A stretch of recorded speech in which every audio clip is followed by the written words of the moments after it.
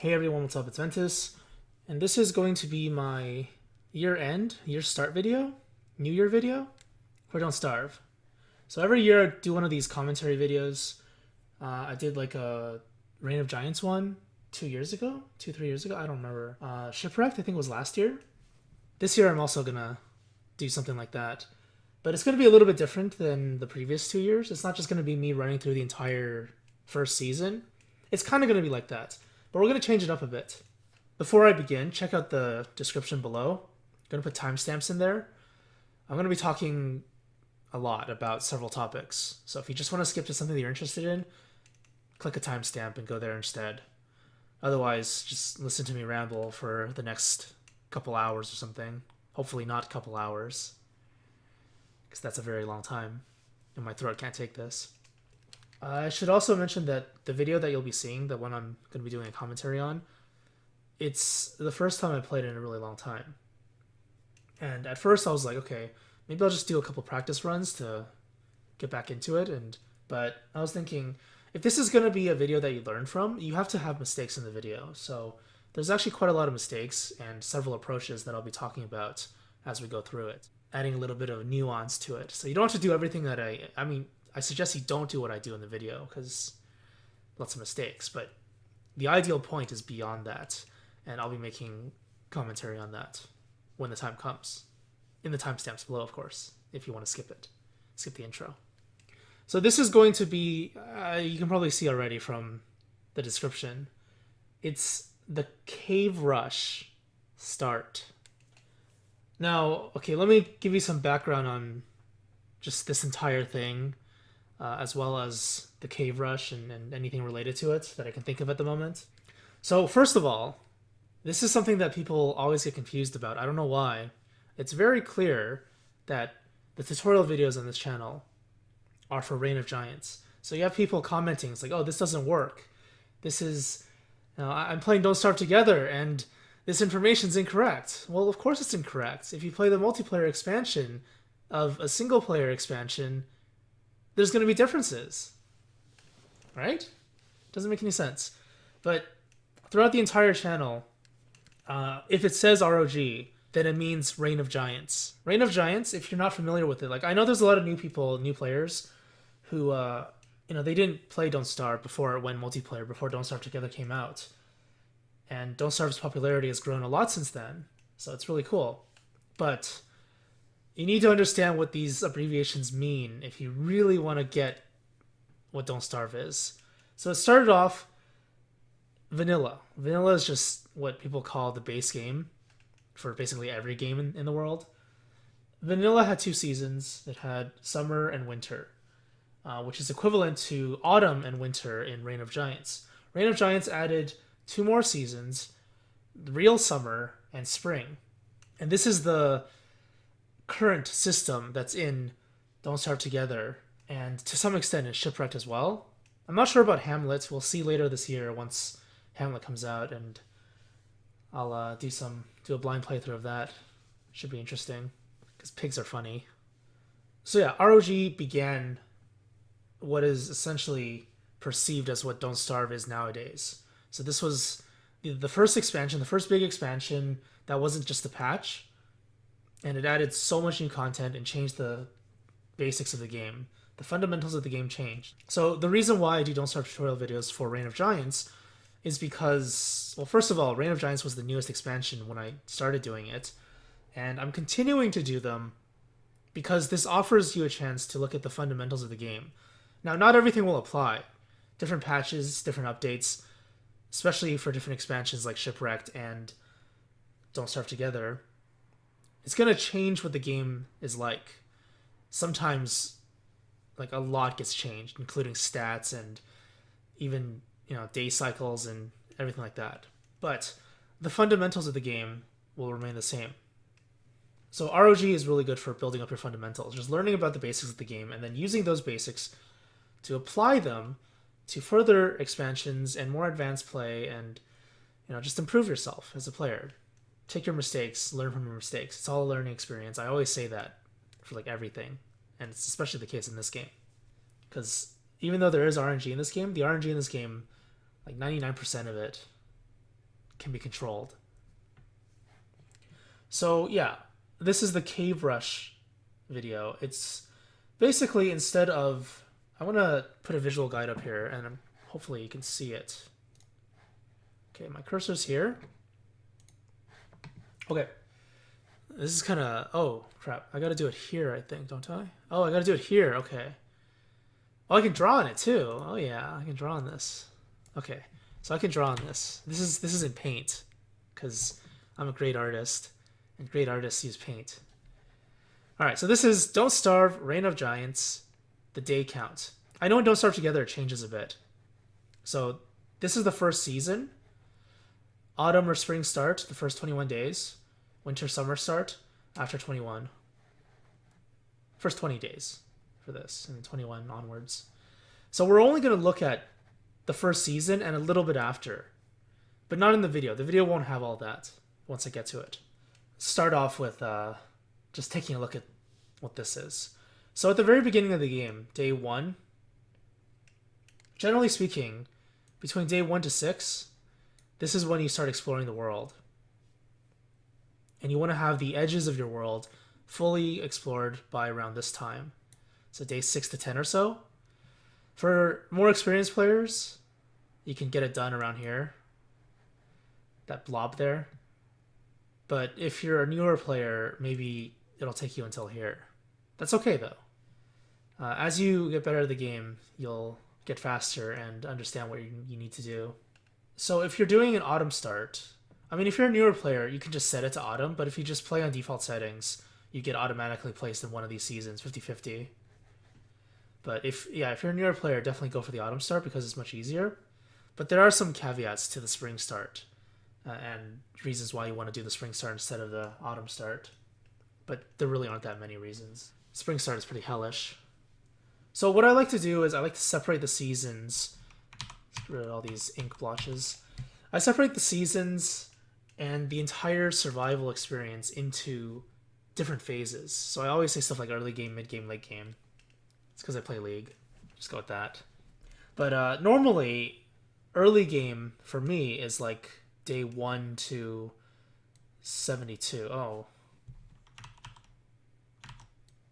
72. So this is early game, 1 to 72. And then the reason why it's early game, I mean, you could probably cut it off around here, like 60 or so. But around like this time is when you should have a fully sustainable base, and then you start sustaining yourself onwards. But 72 is the magic number because it's the end of the first year. So once the first year ends, you repeat the cycle again with harder difficulty from day 1, essentially. But it's, day 70 something. And then mid-game is like 72 to... It's a really short period. Either like 90-ish, around 90, or it can be around 10... What is it? Oh, I gotta calculate this. 108. So this is mid-game. If you see me say mid-game, generally speaking, it's going to be around this time. So like 90-ish to 108. And this is the end of the second cycle of your harsh season. So if you do autumn, winter, spring, summer, this is going to be autumn again. And then this is going to be the end of winter. And then you start spring here. So this is the end of the mid-game. And the reason for this is because after day 100, the difficulty stops going up, and then every bit of difficulty in the game is just you sustaining yourself and finding ways to survive. Essentially, from this point on, if you ever die, it's 100% your fault. I mean, it's always your fault anyway. Just keep that in mind. When you make a mistake, and you probably make a ton of mistakes, because I make a ton of mistakes, yet I can still survive. But yeah, if you make a ton of mistakes, at this point you're going to start struggling a bit because you're playing catch-up. What you need to do always is play proactively. Play proactively, not reactively. And I'll talk more about that once I get into the commentary. But I'm just getting setting up the frame around some of the concepts that I'm going to talk about. So instead of going through... Oh, I guess late game is after that. Yeah, late game is when you start sustaining. There you go. I forgot to mention that. But instead of talking about it like a whole experience, the entire experience, we're just going to go through the first season. So early game is here for newer players, but you're playing catch up if you do that. So ideally, your early game is here, your mid game is here, and your late game is here for your first season. So this is exploring, this is settling down, and this is the final touches of the season and catching up if you need to, or planning ahead. Now, let me explain a little more about this portion. The reason why this is really, really good for exploring, I say day 6 to 10, because day 9 is the full moon. I know it's different in Don't Starve Together, so remember, Reign of Giants. But day 9 and day 10, 2 nights of the full moon. Now here's where that caveat is for the spring start. Spring has longer nights than autumn, which means that your full moon period is longer during spring. That means that whatever you need to do during the full moon, during spring, you're going to have more time to do it. And again, you'll see in the video once I get there and I'll talk about it. But if you're doing the autumn start, your full moon nights, they don't last very long at all. It's like 2 notches for every night. 2 notches on the clock. And every notch on the clock is 30 seconds for a total of 8 minutes per day. I don't know if they changed this in Don't Starve Together. I haven't played Don't Starve Together in a very, very, very long time. It's just all Reign of Giants shipwrecked because I like single player. So yeah, this is the way I'm framing it. This is your early game, right? For this strategy that I'm going to be covering in this video, the cave rush, this is going to change a bit. Early game is going to be here, but mid game, this is the settling down part. Mid game is not going to begin until around here. So here's what's going to happen. Normally, you don't go into the caves until you're ready, but you can be ready as soon as like day 3 even. You can, seriously. But if you want to take your time and prepare better, you can go around day 6, 7, 8, 9, around that time. So what's going to happen for this video and what you see in this video is this is early game, this is cave game, and then this very small portion here is the mid game settling down, and then this is late game, and this is like the final touches. But you're going to see a lot of mistakes throughout every single phase, and I'll talk about them. I keep saying it, I'll talk about it when the video comes, which is going to be very soon. But, just like a disclaimer, I guess, before I begin, this is not the optimal way to play the game. This is not something new players should do. There are a lot of mistakes to learn from, and that's deliberate because instead of, like I said, I didn't want to practice, just jump into it, just do it.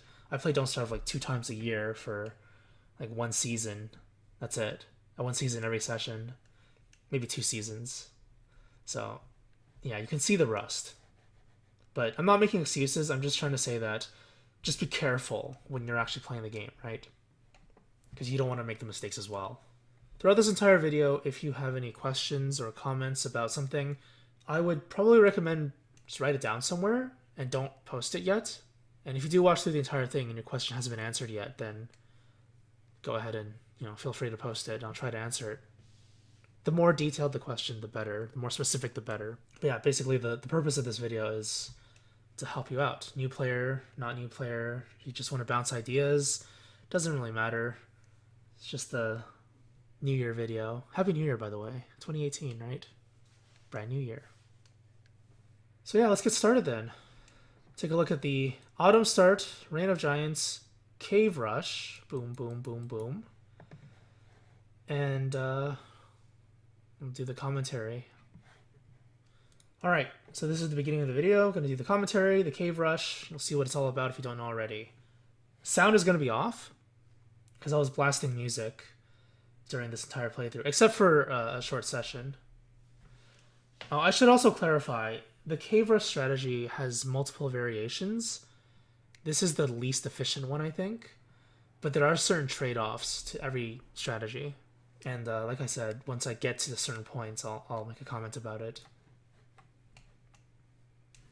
Maxwell. Okay, animation cancel. You can cancel that animation by clicking. Just a little quick start, quick mechanical thingy at the start. So when you start the game, as always, you just want to pick up as much as you can from your immediate surroundings and take a look at your surroundings as well. You can zoom out by scrolling down, and you can try and find the corners. So basically, at the very beginning of the game, you want to try to find the corners and go along the edges of the world. And the reason you do this is because it allows you to not only see how big the biome is, but you get to see how big your world is, and you also see where the biome connects. So very, very rarely does the biome just cut off in the middle and connect to something else. If it does, it's not really a true biome change. If you go along the edges, you'll see all the true biome changes. So like this is not a real biome change, technically. It's still part of this type of grassland area that sometimes has a forest. So for this strategy, I'll just specify it now. I said there were multiple variations, right, to the cave rush strategy. Essentially what the cave rush strategy's goal is to acquire materials from the cave, specifically light materials. And the reason why you do this is because in the early game, the first season or so, played optimally, there's so much free time that you don't know what to do with it. So if you're gonna use your free time for something, just go down into the caves and have some fun there. The light bulbs and the glowberries specifically, those are some very strong items. You can also start getting rabbit hutches, though I didn't encounter any in this playthrough. And there are reeds down there if you want to accelerate reed-based items like blow darts, honey poultice, whatever it is. Like all those mid to late game items, you can start getting at the moment, like at this moment, early game, if you really want to. So optimally played, you can technically acquire better items more rapidly and use your free time more efficiently. But it can be very dangerous. It's high risk, high reward. Not even high reward, because those items aren't really necessary until later on in the game. And it's not like you don't get a chance to get them on the surface, except for the light stuff, I guess. So this variation of the strategy is the torch one. Now, you can do the miner hat one, and it's probably going to be better. But there is some trade-off. With the torch strategy, With the torch strategy, your hands are not free, but your helmet slot is free. So that means that you have the football helmet for damage reduction in case you take damage inside the caves. With the miner hat strategy, you don't have any armor unless you get rid of the backpack. But since you're collecting so many items, it's highly recommended that you don't have armor on. And you can see the rust. How to hit butterfly. All you do is walk past it, hit Control F. Control F is force attack. F is normal attack. F only works if the enemy is already aggroed onto you or if it's an aggressive enemy and you attack the closest target. Control F, force attack, attacks the closest object, closest thing. So it can be a wall, it can be passive mobs, it can be aggressive mobs. Force attack does everything. Butterflies, you want to wait until they land on a flower or an invisible flower in this one's case, and then you just go up there and force attack it. Using F to attack is so much easier than just clicking them because they're tiny objects. And then the other way to do it is you run past them because you move faster than them, like this, and then you force attack. If you just force attack them and chase them forever, your attack animation is going to go off before they stop because they never stop if you're running towards them. And as they're moving, they run out of your attack range. So that's why you need to walk over them before you force attack. Now with the torch strategy, you want to be picking up a lot more grass and twigs. At this point, you see this? This is more than enough, I think, for the first portion of the season if you're doing a regular playthrough. If you just stay on the surface and explore the edges and do exploration, settling down, and then getting ready for winter or summer, this is good enough for the first half of the season. You don't really need that much stuff. Just as a note, the birch nut trees in autumn, this is autumn start. They drop 2 birch nuts if you chop the big ones down. So this is a medium one, or is that a small one? It might be a small one. Or is it a medium one? Okay, regardless. The small ones take 5 chops. These trees, equivalent to these trees, take 5 chops. Equivalent to this tree is 10 chops. This is 15 chops. So small, medium, big. 1% per chop. So if you want to use your inventory space efficiently, you want to keep track of it. So 70, I can chop down 4 big ones and 1 medium one. That's what you need to keep in mind. Now, right now what I'm doing is I'm trying to find the edge. Okay, I found it. But also I'm trying to pick up as much of this stuff as possible because I had an idea what I was going to do. I was going to do the torch rush version. This is a medium one, I think. So that's 10%. Now I have 60% left. If I do this efficiently, which I can't remember if I do, I have to chop down 4 large ones, which yields 8 birch nuts for food. And then it also gives you logs. It's really efficient. Another reason why the autumn start is so damn easy. I'm not going to go over the entire video. It's like 3 hours long, so I'm going to skip ahead. Just go along the edges of the world. Manure doesn't do anything here.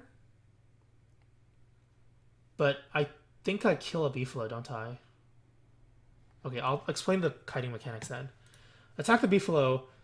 All beefalo nearby will assist, even the ones off screen. The way mobs work in this game is within 2 screens, mobs and objects are active. If a beefalo is within this general area, this general vicinity, they will assist if you attack the beefalo.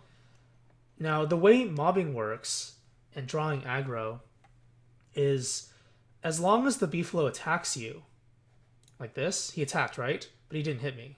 As long as it attacks, it will remain aggroed onto you. But the other ones, notice how they didn't attack me, right? I made it so that only this one attacked me, utilizing blocking. So notice how this one stops to attack, and then the one behind it, the beefalo behind it, gets stuck on this one's butt, because it has a big butt. And then it runs away, or walks away. But this one, just watch what I'm doing. There's a really long attack delay, so you can just sit there, and then once it attacks, it just remains interested forever, as long as it can attack you. So once you're sufficiently far enough away from the other beefalo, you can attack them. Get 6 attacks in between them, and then kite away. They have really, really short attack range. It looks like their attack range is huge because they have giant heads and giant horns, but their attack range is like here. Like you have to be this far apart or something for them to actually hit you. So if you're anywhere past this point, like this distance, then they're gonna miss you. Now the reason I did this is because even though you get so much food, like if you look at the food value for this stuff, this will last you for like 3 days. Oh, I should talk about resources, huh? Resource management causes some problems for newer players, and even for people who think they're experienced players, they really don't have any idea how resources work, because I've never truly explained this in a tutorial video yet. So you have 5 resources: hunger, health, sanity, wetness, which isn't shown right now because I'm not wet, and then this one is called time. Every action you take or don't take, you are expending resources. Usually when one resource changes, another one changes with it. So time, every action you do, like cutting this beefalo around, expends time. So you're paying time for 1, 2, 3, 4 meat and beefalo wool. That's how you need to think about this game. Also, I'm expending durability to attack the beefalo. So that efficiency for chopping trees, I expended using this because it's really difficult to kite or fight in general without an actual weapon, tool, or otherwise, because your attack speed is so slow and your damage is so pitiful. Hunger and time will tick down together. So every day, your hunger ticks down by 75. That's for default settings, though. So Wilson is like the most default setting character. He's the baseline, I guess. Some characters drain hunger faster, some characters drain it slower. Some characters have more hunger than him. You also need to understand resource thresholds. The easiest one to understand is time. Day, dusk, night. These are thresholds. For health, this one's a little bit different. Health is basically damage thresholds. So if the beefalo does, I think, 34 damage to you, safely, you want to be above 34 HP when fighting a beefalo, because you might take a hit. It's just one of those things to reduce RNG or any kind of negative factors that could screw you over. So that's your leeway HP, I guess. If you have above 34 HP, the beefalo can never kill you in one hit, so you're allowed to take one hit. Of course, that's without armor. It is 34, right? Let me just double check this. I don't want to give you wrong information. 34 HP in every game mode so far. So be at 35 HP or higher when fighting beefalo. Hunger has only two thresholds. 0 and not 0. When you're at 0, your health drains. When you're not at 0, nothing happens. So for newer players and for reactive players, don't be a reactive player, be a proactive player. Reactive players will see that the hunger is low and then they're going to start eating. This is for every resource, by the way. But if you understand the thresholds, you don't need to bother with this. So sanity has a lot of thresholds. This one's kind of interesting, and there's another one of those resources that newer players and reactive players get panicky over. 100% is obviously full, don't need to worry about it. About 2/3 sanity, this is when night hands will start appearing at night and trying to grab your fire and put it out. 40% is the beardling threshold. So beardlings, rabbits, will turn into beardlings at around 40%. Bunnymen will turn into beard lords. So if you're not playing Wilson, this is the threshold you need to be at to gain beard hair through farming regular mobs instead of RNG through tumbleweeds. And then the big one, the most important threshold. I mean, the other thresholds are just like visual effects and ambience. So you don't need to worry about that unless it freaks you out. If it does, then, well, good luck. 15% is the big threshold. This is the insanity threshold. So once you reach 15%, bad stuff's going to happen. The shadow creatures that you see nearby you are going to become aggressive towards you and will chase you around. And this is generally when newer players will die, which is sanity. But that's not one of the topics for this video. If you have questions about it, there's a sanity video. It's kind of old. Production value-wise is pretty bad, but if you want to check that out, the tutorial video's there. If you want to ask questions about it, go ahead, but I'm not going to talk about it too much. What I am going to talk about is the importance of the thresholds. This is a flat threshold. It's time-based. All these notches are the same, and then you can see visually, it starts at the beginning of a notch, and then ends at another notch. So health, flat thresholds. Damage thresholds, flat threshold. It's just a flat amount. You have to reach that health, and then something happens. Hunger, reach that health, something happens. Sanity is percent. So if you have 100 sanity, 15% is 15. So 15 is your insanity threshold. If you have 150, then it's 22.5. If you have 200, insanity is 30. And this is important because healing items in this game heal a flat amount. The sanity healing items as well. So if you eat a cactus flesh and gain back 15 sanity, characters like Wilson will take 2 cactus flesh to break out of insanity from about 0%. Very, very low. Characters like Weber with 100 sanity take only 1. When you kill a Terrorbeak, you gain back 33 sanity. So when you're at 0 sanity and you kill a Terrorbeak, you instantly break out of insanity for Wilson. Because it takes 30 sanity for him to be insane. He needs to be below 30 or below to be insane. If you're playing Wickerbottom, who has 250, then killing a Terrorbeak doesn't break you out of insanity from 0. So the reason why I'm saying this is because for newer players and reactive players, when they see their sanity getting low, they want you to heal it immediately. So when I used to stream the game and I had really low sanity, really low hunger and stuff, people would be like, you need to heal. Now, technically, I don't. Or they're like, you have mushrooms in your inventory. Yeah, I know that. But the thing is, usually when I heal sanity, especially, I want to do it efficiently. So when I'm low sanity, I want to kill a Terrorbeak, get Nightmare Fuel. Nightmare Fuel is not really that great, by the way. But it is, just an added bonus. kill the terror beak, and then heal afterwards. So when my sanity isn't going down anymore, I want to heal. If I'm wet, or if for whatever reason my sanity is depleting very quickly from something, then using healing items is not as efficient. Because after you use them, your sanity is still going to tick down, right? If it's during the day, like this long period here, during this threshold, sanity doesn't go down. So if I heal during this time, I have all these notches here to be out of insanity and be completely safe from insanity. But if I heal here, then it ticks down faster because it's dark. If there's any other reason why my sanity is ticking down, like wetness, then there's less reason to heal.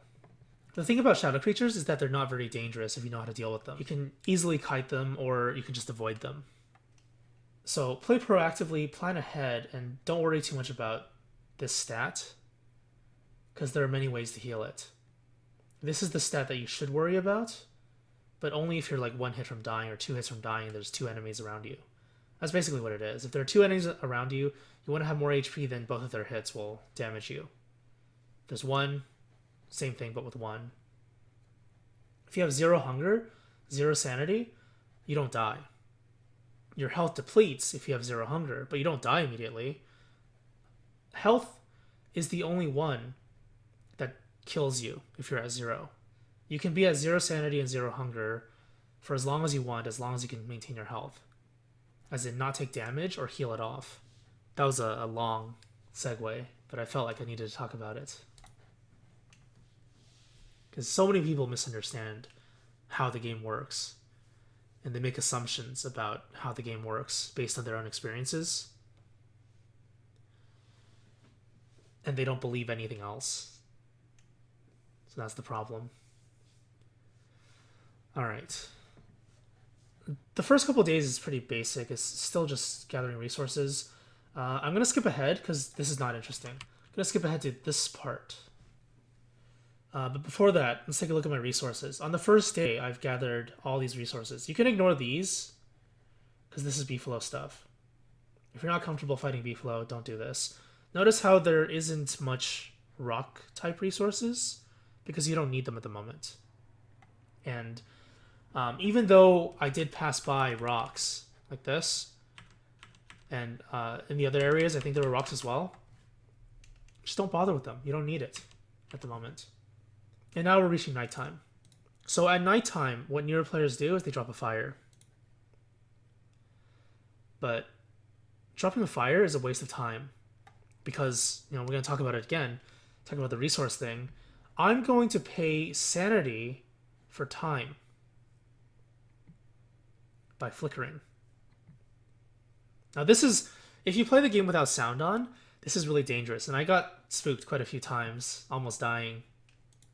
Because I had the music blasting like crazy when I was playing this part.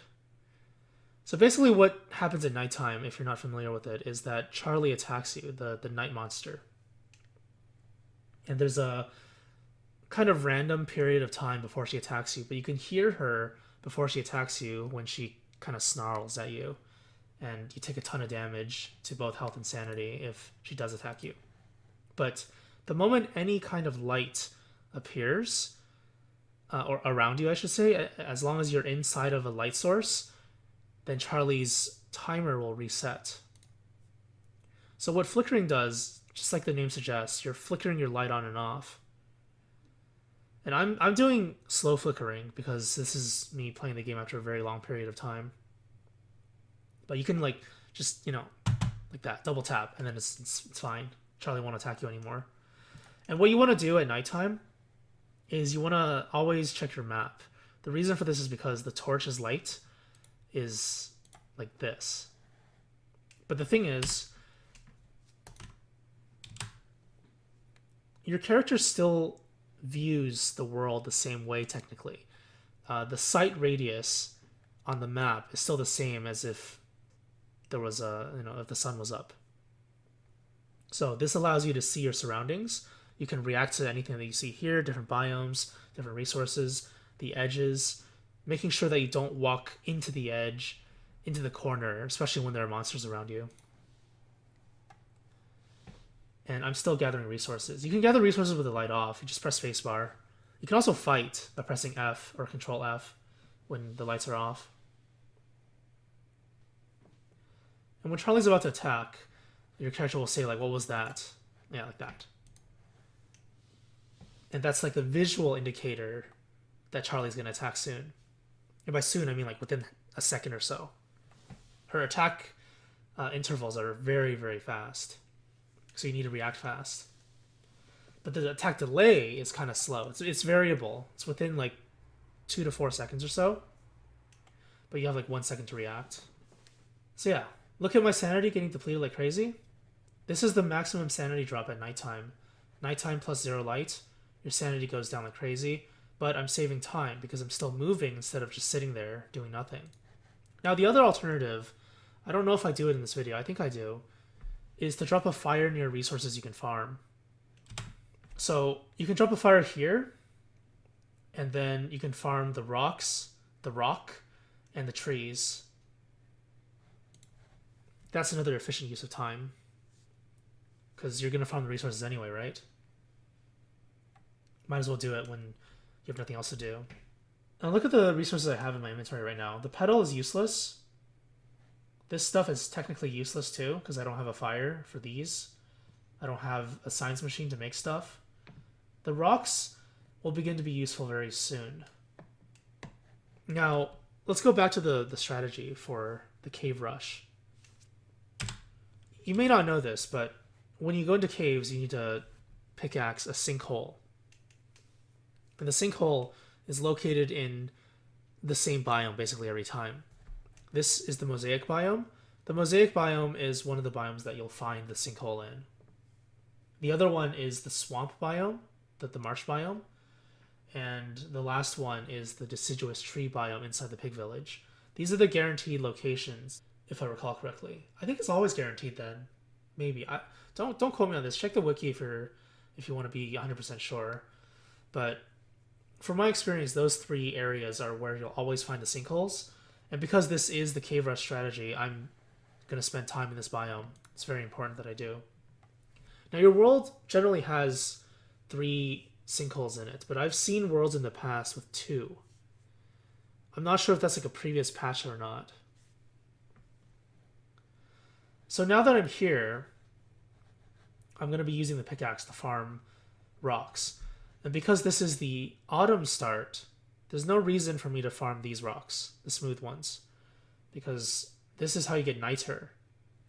Niter is useless, basically useless in winter. Niter is for summer.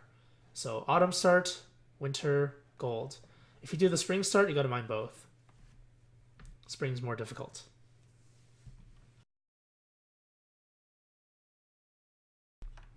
Six attacks, 3% each, and then you get gold. A minimum of 1 piece of gold, sometimes 2. I think. Is it?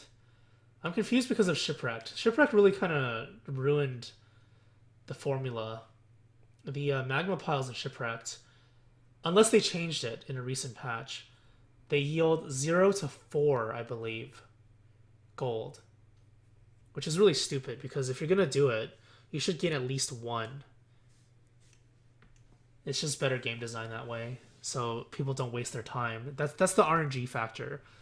Because you can get 0, there's a chance that doing this action, spending time to do this action, will yield nothing for you that you want. So that's pretty horrible game design. There's a lot about Shipwreck that's just really horribly designed. It just seems like it was rushed. I've mentioned it many times before if you follow me. So just go along the edges, explore the world, and focus on mining the gold rocks in the very beginning. Now, the biome that I was in before, this is the rocky biome. The sinkhole's not going to be here. The sinkhole's going to be inside the mosaic area, inside the forest. Mosaic biome is the one that has like all these little patches. So there's like grassland, forest, neutral, rock. There's cobblestone as well. This can be pitchforked, and you can bring the cobblestone to your base. Walking on top of it gives you increased movement speed. Really nice turf. It's probably the best turf in terms of practical use. because it also blocks eye plants from spawning. It's considered hard turf. Marsh biome, it's a mosaic. That's why it's called the mosaic biome, I guess. I think it's called that. I just call it that for some reason. I don't know. But yeah, just keep going along the edge. Edge exploration. So once you have the edges explored, you can start filling in the middle like this. But generally speaking, it's going to be inside a forest area. It can be here if there's sufficient amounts of forest. But it'll be inside a forest biome, inside the mosaic biome. Now there's a set piece here. This is the box set piece. It's got a gnome, which translates into gold, and a spear. This one's really nice, but I'm ignoring the spear right now because I'm not fighting. What do I need the spear for? My utmost concern at the moment is finding resources and finding the sinkhole, because that's my plan. I want to do everything between day 1 to 6. Between day 1 to 6, you should have enough resources, enough items, food, everything to go down into the caves and just have fun there. But notice how I'm not restoring hunger. You don't need to, because like I said, there's only 2 thresholds. You don't need to kill butterflies if you don't want to. It's just there as a safety precaution in case you take damage. Butterflies recover 8 HP, by the way. Really strong healing item for the early game. Later on, though, it becomes less and less useful because once you settle down, some of the most efficient types of food are made with morsels, monster meat, jerky. Jerky's readily available. Honey nuggets restore 20 HP. They're super easy to make. So those healing items end up being better in the end. Honey poultice, of course, doesn't expire.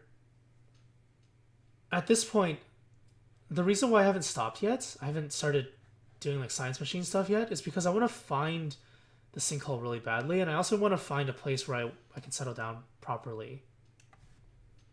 Now, there's no guarantee. This is some of the RNG things. You have to control this RNG. You have to figure out, what am I going to do next? Am I going to stop and build everything? Or am I going to keep going?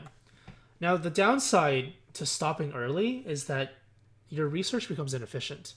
Because every time you do research, you recover 15 sanity. So at the moment, I'm at about 2/3 sanity. It takes like, what, 3-4 things to recover back to full?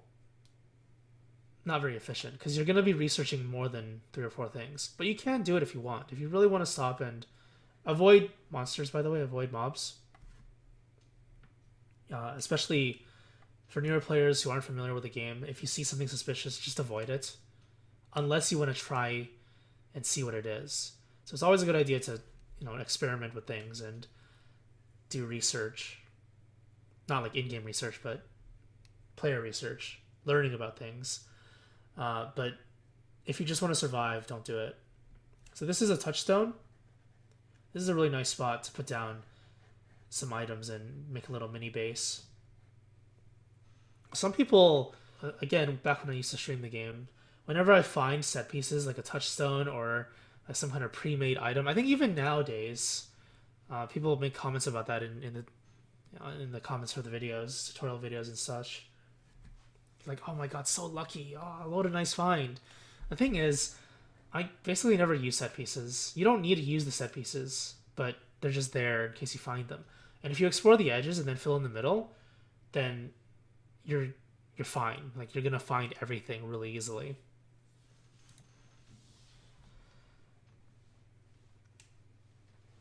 So this is not just a touchstone, but it's also pig heads. Pig heads, when hammered, will yield twigs and pigskin. Pigskin will turn into football helmets. Twigs are obviously for general use. This is when you start doing research. Backpack is one of the most important items ever. Oh, and notice how the pickaxe is at 3%. Keep them at 3% because it makes the thermal stone, which is useful for both harsh seasons. Otherwise, you're wasting this 3% efficiency, right? A 3% pickaxe is the same thing as a 100% pickaxe when you're making a thermal stone. So even though you're paying an inventory slot to do this, you can just drop it and make it later, I mean. But yeah, this is why I keep them at 3%.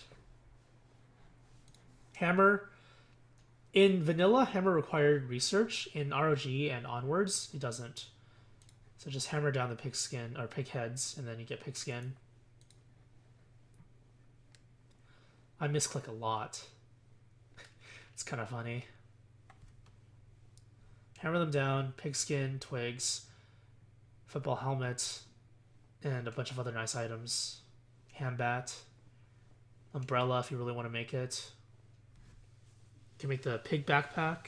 Slows you down a little bit, but gives you more inventory slots if you need it. I probably should have made it. I don't think I did in this playthrough. Look at that. 8 pigskin. This will last you for much more than the entire season if you use it efficiently. So because I don't have a crock pot at the moment, I don't have any other way to eat meat. Just might as well just eat these. Make sure you cook them, because if you don't cook them, they... So yeah, just spend your time mining stuff at night. If you're gonna drop a fire, make sure you don't add more fuel into it. Because nighttime, especially for this season, for autumn, nighttime's too short for you to add fuel. Just drop it, that's it. And then start working. Do stuff. Make use of your time. And I think I'm just looking around to see where I'm going to go next. This is planning ahead, by the way, just seeing where I'm going to go next. But the goal still is to find the sinkhole. So I'm going to skip ahead a little bit. This is just me doing... I'll do it after the prototyping. Prototype the items that you're probably going to use, like boards, rope. This is all stuff that you're going to need really soon. So Alchemy Engine requires all that stuff. You can prototype a spear in case you need to make one on the fly. But at the moment, I don't really need it. And I'm wasting time just doing this. Come on. Come on. What am I doing? It's always questionable watching yourself play, because you can see your mistakes. When you're playing the game, it's like, sometimes you know, sometimes you don't. I'm pretty sure I realized some mistakes I was making. I remember. But that's fine. It just comes with the territory. I'm not playing for a while. Ice will appear in both autumn and spring. It's more important in spring than autumn, but it can still be used. This is a food source, and it's also good for crockpot recipes. But aside from that, you don't really need it for this season. Because next season is when you're going to get all your ice, and then when summer comes around, before summer comes around, during spring, all the ice will start, it'll still be there, so you can still farm the ice for flingomatics. Okay, so I'm just going back to exploring, I guess, with a near full inventory. I don't think this is very efficient. What I should have done is craft some chests. Craft some chests and then put them inside the mini base. One is probably enough, right? Did I even make one? I don't think I did. So just craft one chest, put it here. If you do end up dying and you respawn at the touchstone, the chest will have resources in there in case you need it. That's one of the reasons why you do it. The other reason you do it is you get sanity back. Maybe that's why I didn't do it, because my sanity was already full. I wanted to efficiently use up my sanity regen from prototyping. But like all this inventory space, what am I going to use this for? Why do I have 2 spears? So sometimes it's just a good idea to pause the game. When you press escape, this is obviously in single player. In multiplayer, you can't pause. But when you... Can you? Did they change it? No, you probably can't. Realistically speaking, you probably can't. In single player, just press escape. Look at your inventory. What do I have to remove? Remove the 3% pickaxe. Remove the birch nuts. Because you have to cook them, which requires a fire. I'm not going to make a fire. Remove the beefalo stuff. Remove the pigskin. Remove the razor. Remove one of the spears. More inventory slots. Everything else I might use. So, just keep them. But you can remove the rocks as well. Except maybe flint. And these 2 you want to have just for safety. Logs you want to have for safety as well. Also, by the way, I don't think I mentioned it yet, but make sure you pre-build your fires. Jeez, I guess I don't do it yet. I'm pretty sure it's already pre-built. I always pre-build the fire. All you have to do is open this tab up, click it. If you have the items get expended, and then you see the background change to a blue color. That means it's pre-built, and you can just drop it whenever you want, even if you don't have the items in your inventory. So yeah, I'm just exploring this entire... Oh, there's a sinkhole. Okay. So yeah, inside the forest, in the mosaic biome. There's the sinkhole. You want to break it down with a pickaxe. Keep the 3% ones. Pick up the rocks, because you're going to need a ton of rocks when you settle down for good. Because you need a crockpot, right? Crockpots take, I think, 9 rocks, if I recall correctly, each. It's either 6 or 9. It's a lot. Also in the form of cut stones. And now I'm pausing, probably to take a break or something. Oh, never mind. Oh, maybe I was looking at my inventory. So this is what I mean. Just pause, look at your inventory, see what needs to be removed. Let's see. Wormholes. What do I have to say about wormholes? Notice how my sanity is full, and it's daytime, so it doesn't go down. The only way to lower your sanity now is by, well, one of the ways anyway, is by jumping in a wormhole. Now, generally speaking, in the early game when you're exploring, in the early, like in this period when you're exploring, if you see a wormhole, just jump inside of it. Because it shows you more of the map. It gives you more information about the map. So jump in, deplete your sanity a little bit, and then see where you are, the proximity. So this wormhole goes over here. It's also a good idea to write it down. I don't think I did, so I kind of got confused halfway through this playthrough. So you can just be like, wormhole near the sinkhole in the mosaic biome, hyphen, spider forest. Because this is a spider forest. You can tell right away if you know the game enough. Now, look at this forest. These are lumpy trees. Lumpy trees don't produce pine cones. So in terms of item efficiency, you actually get less items from farming these trees than any other tree in the game, aside from spiky trees, I guess. So if you wanted to make charcoal this early, just take your torch and burn this forest down. But there are some reasons for not doing this. First of all, the forest is not explored yet. So maybe you want to explore it. But if you're going to explore it, you're expending time to do so. Do you have time to do it? You got to ask yourself that. It's not a trick question or anything like that. I'm just saying, you know, when you get into the situation, ask yourself, should I kill the trees? If you say yes, then burn them all. If not, you know, try and figure out why. Why not? Okay, spiders. Level 1 nest. When you hit a spider within like this much proximity of the nest, about up to here, maybe a little further, like there, all the spiders inside the nest will come out and chase you around. Level 1 nest will only have 3 spiders. 1, 2, 3. Level 2 nest will have spider warriors. A spider warrior. Level 3 nest will have multiple spider warriors. So when you're fighting near level 2 and level 3 nests, you got to be really careful. But for this one, it's really, really easy because you can stun lock them. You can just hold down F. So this one was delayed. You can delay it by walking to its attack range while not walking into this one's attack range, causing it to go into attack delay as well as playing the animation for attacking. So now this thing is like 1 second behind. Now I can walk away from it, attack 3 times, and by the time you kill this one, the other one will be near you. Can't attack yet, and then it dies. Now, the reason why I'm killing spiders is because I want silk.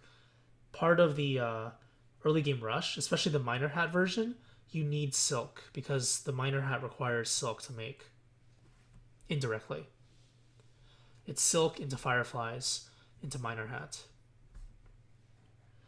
So this is probably the end of the world.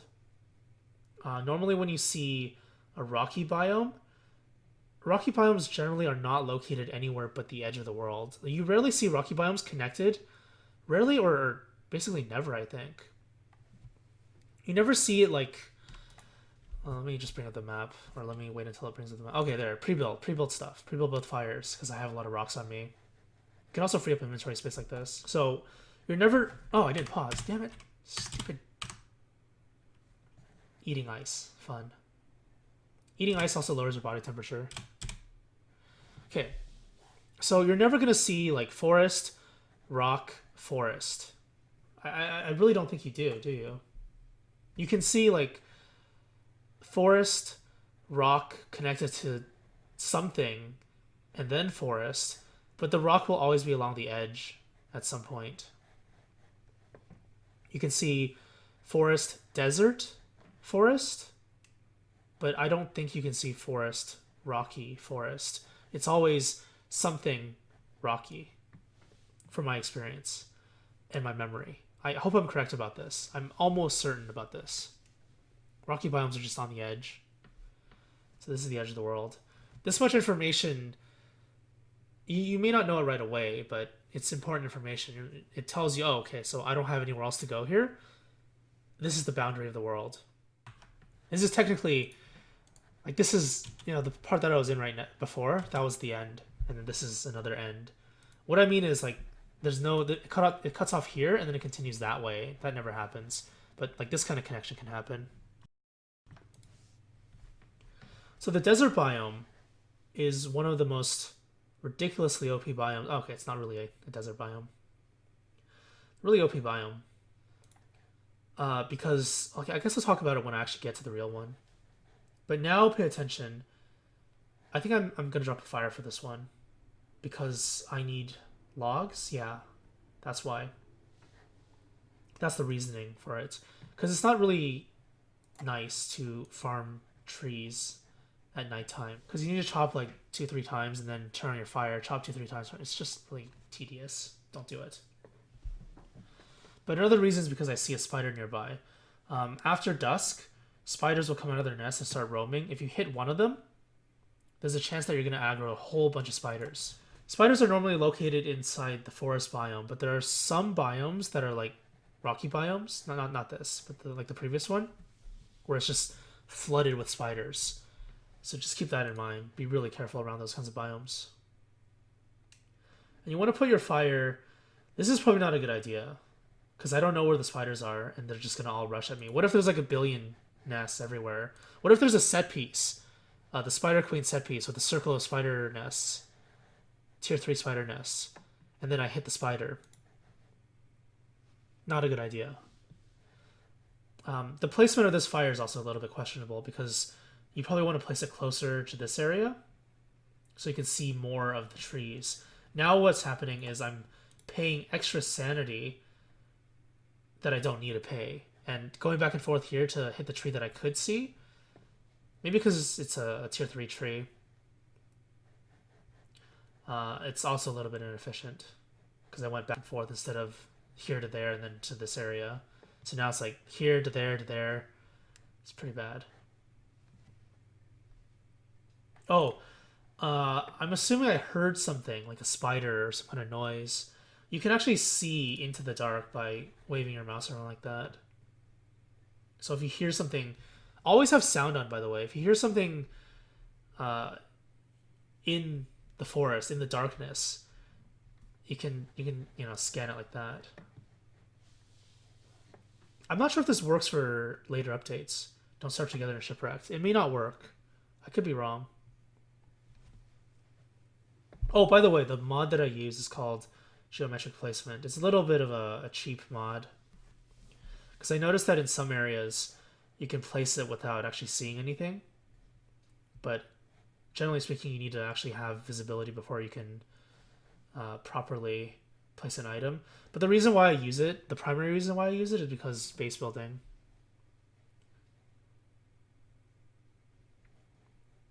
For spider nests, if you want a lot of silk, you don't want to kill the level 1 spider nests. That's because you want them to turn into bigger ones. But if you really, really need the silk, like with this rush strategy, you probably need the silk. Okay, inventory management. Killing the most useless item. Actually, the most useless item is technically the birch nut, because I can't use them. Food item, anyway. And these two are useless because I'm not going to drop them in a fire. So there's 3 useless items here. Like I said, there's like 5 useless items here. There's extra pickaxes as well. Pretty bad. Could have been done better. Pine cones are also pretty useless. If you find yourself with full inventory, drop a pine cone. Drop the pine cones, all of them. This is a landmark. The walrus camp. you'll be coming back here for winter. Now, here's the problem with this area. The wormhole is right next to this. So make sure you write down where that wormhole goes if you go through it. Because if you do it during winter and you forget, you might get poked by blow darts immediately once you exit. Just a safety precaution. Okay, so I guess I decided to burn down this area because there's a landmark nearby. When you do something in the world and you don't have a proper indicator for it, like you can't drop a sign, or you're gonna come back to it later, it's not gonna be an immediate concern because I don't need this stuff yet. I don't need charcoal yet. Make sure you do it near landmarks. In other games, other survival games that are less hand-holdy, I guess.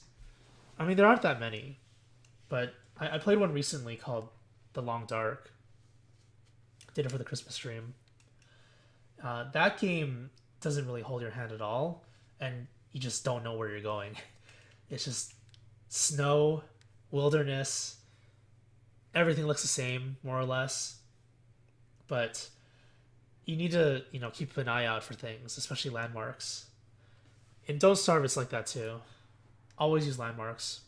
If you're going to drop items like this, you know you're going to come back here, right? Because there's an area of interest. There's a resource here for you to gather, the walrus. So you can keep these items here. Next time you come here, even if you forget, next time you come here, you have efficient inventory space to pick this stuff up. That's my strategy anyway. You don't have to do it, but that's what I do. If there's any reason to drop something for inventory space, then do it at a landmark, is basically the point. There's another touchstone over there. This is when people start saying, oh my god, so lucky, you got another one. Not really. Think about it this way. If you never die, the touchstone does nothing but waste time. You spend time touching the touchstone, and then it does nothing. Come on. How's that OP? But I guess you do get pigskin, which is pretty good. So this is a pretty good spot to build a base if you really want to. Did I burn my pitchfork? No, I didn't. If you really wanted to build a base, you can do it here. But you can also clear out the forest. Like when you build a base, you don't want to have a bunch of random stuff nearby, and this is pretty clear. And forests you can just burn down. They're also not the pine trees, not the evergreen ones. So you get less items from them. Just burn them down, make charcoal, make a base. This is a pretty good spot for a base. Now the downside of this area is that it's on the edge of the world. It's one of the final biomes along the sides. Normally, you don't want that, because the quickest way to get out of here is paying sanity to get out of here. Usually you want to build your base near the center of the world if possible, because normally what worlds are like when they're generated is they're like outward branching trees, and every biome is like a branch. Poetic, right? Think of it that way. It's easier to get from the middle of the tree to a branch instead of from branch to branch. I'm gonna skip ahead a bit. So this is just me gathering resources. Oh, I'll talk about the cactus, I guess. Damn it, there's too much to talk about. This video is gonna be really long again. Help. Okay, cactus. Cactus, when you pick it, if you have armor, you take, I believe, 1.5 damage or 2 damage, something like that. If you don't have armor, you take 6 damage. So you're paying health and time for cactus. And then cactus turns into hunger, health, sanity when you eat it, cooked. When you cook it, you pay time. Start thinking about the game like that, and you're going to get a lot better at the game. Because once you break things down to their fundamentals, essentially, easier to understand what you need to do to survive. And then once you get more experience with the game, once you know what the things in the game do, you can make more intelligent decisions based on your understanding of resources, time management, and the stuff itself. Now, here's something that is a huge mistake in this playthrough. So I said I had a bunch of wasted inventory slots, right? This is such a waste, especially in a torch rush, cave rush playthrough. This is grass and twigs, basically guaranteed, and there's so much tumbleweed everywhere. I mean, the other random stuff that you get, they can be nice, but they're not very good. They're not very useful. Primarily what you need are these two resources. But look at all this junk in my inventory. This always happens. I'm still pretty bad at inventory management, despite playing the game for so long, for so many years. Because I always think, I don't really care that much. I'm just going to go along with it. Because I really don't care. But when you want to talk about the most optimal way and the most efficient way to do something, then this is definitely not it, because the inventory, like, look at all this cactus. I mean, look at all this tumbleweed, right? Gotta pass it up. So much nice stuff. What would I do? What should I do? I don't know. Actually, there are no landmarks, right? No landmarks other than cactus. Technically, they're considered landmarks because you need to go to them to obtain something, and then, you know, once you go around, once you start collecting stuff, you're gonna run into items you drop. You can ignore the goats. Don't get near them, especially during spring and there's lightning. Scary mobs. Now you may have noticed that when I'm walking around like this, I'm not filling in the edges. Bring this up again. In your first, like this section, this entire section, when you do exploration, you want to fill in, where's my cursor? You want to fill in the edges only, so like all this stuff, the edges like this. And then when you get to like this portion, the optional kind of ending off the season portion, when you have free time to do stuff, this is when you start filling in biomes.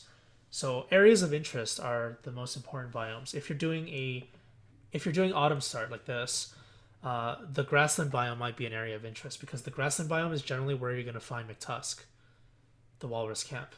And because the walrus camp appears during winter only, you can prepare for it that way. Is this an area of interest? Not so much. It's good for prepping. So cactus is good for prepping, but not much else afterwards. There's more of a use for cactus during summer if you want to wear summer gear, but it's not really that important. You don't even need summer gear. You just need a thermal stone, really. Possibly like a dumbrella, or not dumbrella. That's shipwrecked. Oh, what's it called? It's the eyeball. Eyebrella. There you go. Oh crap, get this off my screen. So just think about what you need for the next season, is basically what I mean. Based on what your next season is, fill in that biome. If you need some kind of food resource, if you need some kind of plant resource, fill in the biome that is the most interesting to you based on what your next season is. Again, proactive play, not reactive play. Avoid those areas. If you see carpet on the floor, it means it's a clockwork biome or a clockwork set piece. You can hear them. If you hear the horses, then you're okay. They're not really that dangerous. If you hear the bishops, then you might be in danger because they have long-range attacks. Now, when you're flickering at night, if you don't want to waste as much sanity, you can leave your torch on if you have a lot of torch resources, or you can burn trees like this. In winter especially, you can just go tree to tree. In survival mode, I would advise against it, but if you're playing adventure mode, it's a great idea. Just burn trees along the path you go in, and then maintain all of your stats, essentially, as well as your warmth. Oh, warmth is another stat, I guess. Warmth, body temperature. It's an invisible resource unless you use mods. Sometimes you pay that as well. Like if you're wandering around, spending a lot of time in the cold, you're spending time and warmth because it is a harsh season. It's not like autumn where you only pay time when you wander around. There's a secondary resource to pay as well. And then, you know, if you get too cold, if you get too hot, you'll start paying health, time, and have the temperature as well. So it's really dangerous. Okay, so another wormhole. Always a good idea to check the wormholes. Found a marsh biome. Marsh biome close by to the sinkhole up here. So we know that the mini base that I made in this area is about half a day away from a marsh biome. It's not that great. The marsh biome has very, very strong resources. Now, when you're in the marsh biome, I don't think I explore it, do I? But I'll give you some advice for marsh biomes. Never stop moving. Keep your sound on. Watch for areas in the ground. Keep on moving. Oh, this is another one of those places where people are like, oh my god, you're so lucky. You're getting so many set pieces. Getting so many items. Think about it this way. These are the people who went into the marsh biome and stopped moving. It's not lucky. Well, I mean, I guess technically it is kind of lucky, but it is indicative of what kind of biome this is. It's a place where people die. So of course there's going to be resources, right? Makes sense. Logic. Also, if you see a patch in the marsh biome, I didn't explore it, so I can't really show you. If you see a patch in the marsh biome, you see a lot of items in the ground. Think about what that means. What does it mean when there's a bunch of items in the ground just sitting there? Does it mean treasure? I mean, it could be. But generally speaking, in the marsh biome, if you see a bunch of items, it means death. It means something died there, right? Logically, again, think about it logically. If there are drops in the ground, something died there to create those drops, which means that there's probably some kind of hazard nearby. So use this kind of evidence to keep yourself alive. Beardly. So yeah, the inventory management is kind of biting me in the ass again.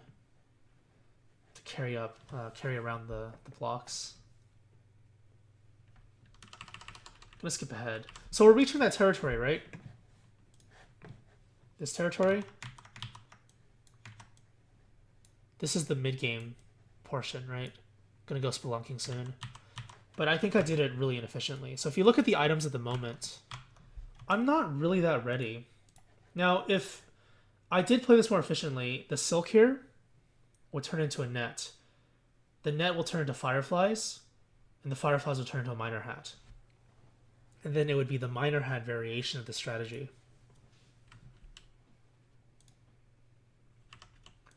But this is the torch version. So I'm chopping down birch nut trees. It's autumn. You get 2 birch nuts whenever you chop down a large birch nut tree. That's a smaller one. Efficient use of resources. Time. Grabbing food and stuff. It's because my stats are getting a bit low. That's the problem. Health as well. Petals, they cure 5 sanity. They restore 5 sanity when you pick them up, and then they restore 1 HP when you eat them. Some people like to use butterflies and, you know, all these kinds of drops like carrots and whatever for making items. You don't need to. Crockpot recipes. Where's my crockpot? I don't have one yet. And even if I make a crockpot, it's gonna be meatballs. If you do want to spend time efficiently, let's say at nighttime, let's say your health is low, you just want to chill at nighttime and relax a bit. When you cook carrots, their healing goes up by 300%. That sounds really big. It heals 1 HP when it's uncooked, 3 HP when it's cooked. 300% healing. It sounds crazy, but I mean, it is kind of crazy. So 5 carrots, instead of healing 5, it's 15 HP. It's quite a lot. Berries, they heal 1 HP. Seeds, they heal 1 HP when normally they don't heal any. So that's another good use of nighttime if you just want to sit down and drop your items. I'm spending too much time on this early game, I think. Oh, another wormhole. Deciduous biome. Once you see this, you're guaranteed several things. You're guaranteed glommer, pig king, pigs, sinkhole, birch nuts, mushrooms, lots of stuff. Deciduous biomes are very, very, very powerful. They have everything you need to survive forever. And technically I would probably put them... Oh, there's also mole worms. That will come up later. I probably would put deciduous trees at like top 1, top 2 biomes for surviving in terms of overall efficiency. It is a matter of preference though. Like any biome works as long as you use your time efficiently. So if you have a deciduous biome, you settle down there for your base at the edge of the world. Well, every time you leave for an expedition, what's going to happen? You're wasting time every single time. So here's the Pig King. You give him food and other trinkets for gold. You can basically have infinite gold with him. Now, the other thing to consider, the reason why this time thingy looks so weird is because of the full moon, right? The first 5 days is the early game exploration. I mean, it's supposed to be 1, 5, 10, 15, 20, I guess, if you want to do it like that. But yeah, I did it kind of weird. They're separated in phases, and then this is the moon phase. When the time comes, I'll talk about it. So this place is a really nice area to make a mini base. Cooked green caps restore sanity. If you're gonna... Yeah, okay, that's what I do. So if you're gonna, like I said, if you're gonna use your nighttime efficiently, you better, you know, make stuff with it. Whether it's farming resources or cooking. This stuff takes a lot of time. You can't just cook the entire pile immediately. You gotta click like crazy. So you're paying time and fire, fuel, for resources. And make sure you cook everything, even monster meat. So now this gives sanity, this gives more health. This is less of a penalty than it used to be. And this actually is edible for you now. Be careful with these kinds of resources. They don't grow back. So right now, take a look at my inventory. Really nice stuff, right? Picking these up, I'll pay 1 inventory slot to hold it. Because I already cooked my carrots, right? And also, since I'm full up on resources, what's the point of me grabbing this stuff? Nothing. It just doesn't do anything. Now, there is one consideration. Oh, before I talk about the pig house thing. There's one consideration to consider. Consider. These carrots are not as fresh anymore. When they were in their raw state, they weren't as fresh. If you pick up more carrots while your carrots are raw, then it becomes overall worse because it kind of balances out, it averages out the freshness. If you want to avoid that, you need to make separate stacks. And you can only do that with a chest or by cooking things. Because chests, you can pick up whatever you want and move them side to side. Backpack, you can't do that. It'll just stack onto the backpack.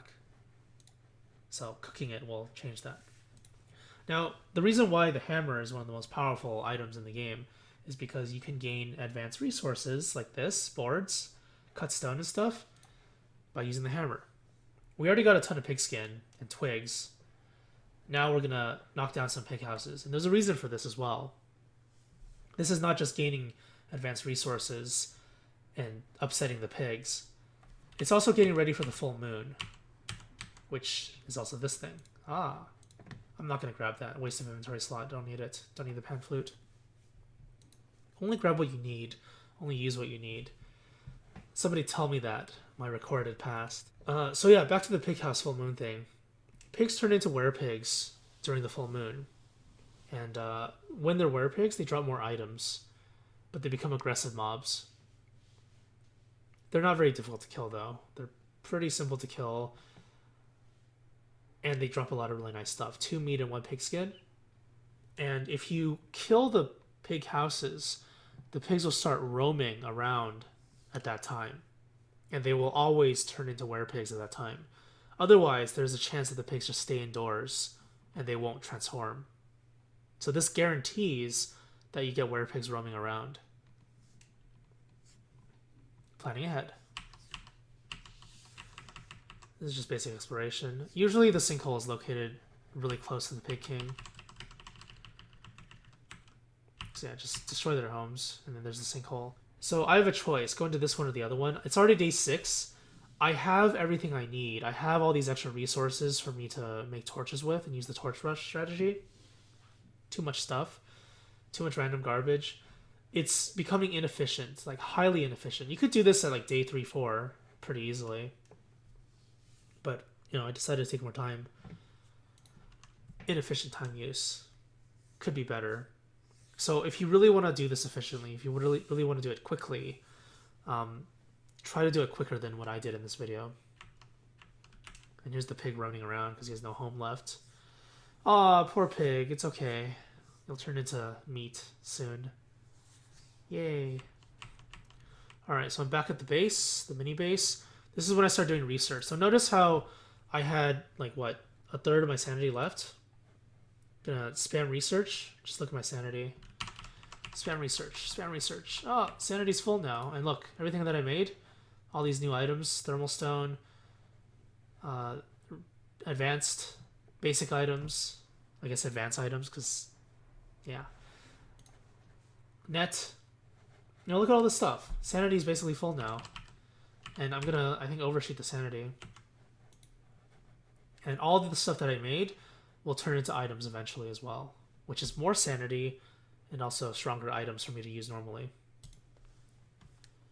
Generally speaking, I usually tell people to avoid mobs, especially the tall bird, because this thing has really fast movement and long attack range.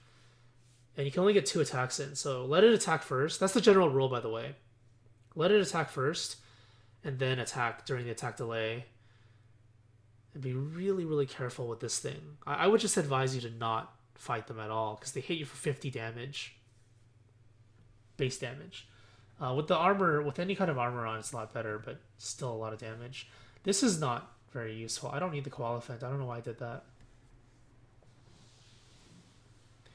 But also, one more thing to consider. Day 7 now. I believe day 6 is the first day you can get a hound wave, or is day 4? Let me double check this for you, just in case I got it wrong. Yeah, you get 2 hounds between day 6 to day 13. It's possible to have a hound wave on day 6 and day 12, but the second hound wave will have 3 hounds. The first hound wave has a warning time of 120 seconds, 2 minutes. So 2 minutes before the hounds actually attack, you can hear them barking. Every subsequent one is less than that. 60 seconds for day 10 to 24. It's actually possible to get 3 hound waves? 6, 12, 18, 24. 4 hound waves. If you get really unlucky, I guess, you can get 4 hound waves in the first 24 days. But at the same time, if you never get the hound waves, or you don't get them as frequently, it can also be pretty bad. And that's what happens in this playthrough. So yeah, let's just do all the research. I don't have my miner hat. And the reason, okay, you know how I went into the deciduous biome? There are fireflies everywhere there. And that's how you make a miner hat, right? There are fireflies here as well. I have a net. Look at this. This is so inefficient what I'm doing. Holy crap. Look at my items right now. Cut stone, net, pigskin, silk, monster meat, hammer. None of these items are useful in the caves. And yet I went in, because yay, I'm awesome. So the way this strategy works is the goal is to pick these items. This is fuel, as well as a light source in the form of a lantern. And you can do a lantern bug where you keep the lantern on forever and you never need to make a fire except for warmth. And you can just light up your entire world with these things because they're renewable resources. It takes sticks, twigs, rope, and light bulbs to make. So you can litter your entire world with lanterns if you want to.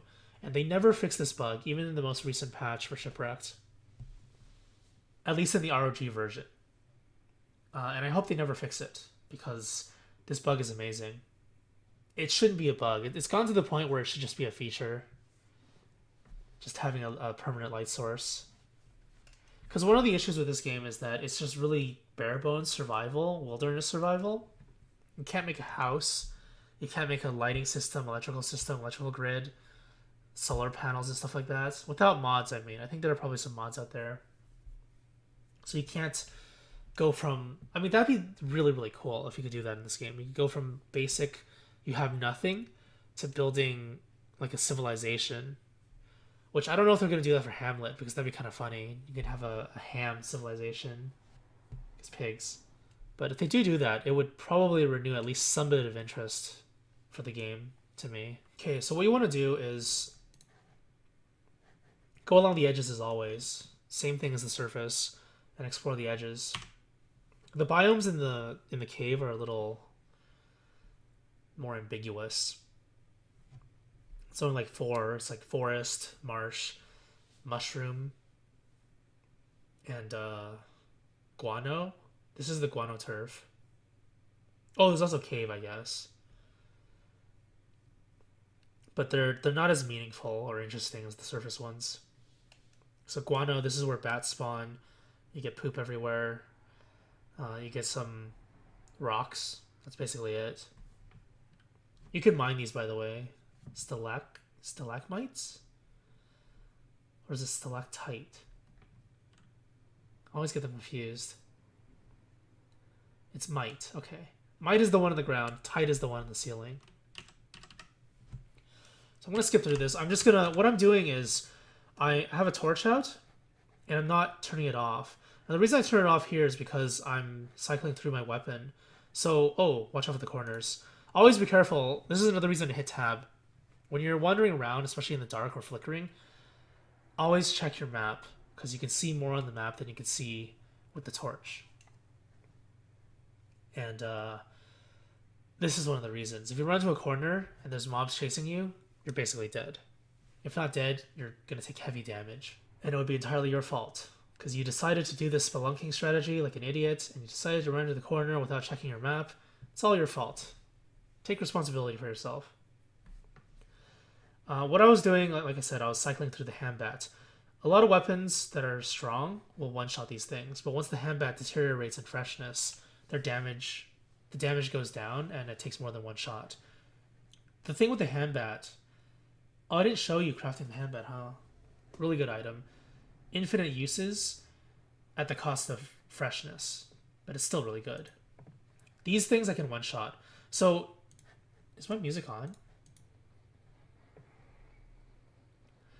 I turned my music off for this section because it's dangerous. Just checking the map always. Make sure they're on the same slots, so you can just press 1-1. And you can hit F to attack them, even in the dark. But I guess I bring them back into the light, so it's safer this way. A little bit inefficient in terms of time usage, because I could have just killed them over there, but what can you do? That item is useless too. This thing depletes sanity unless you cook it, but I'm not making a fire. Have music on too, by the way. Music helps you a lot in this game. So this part...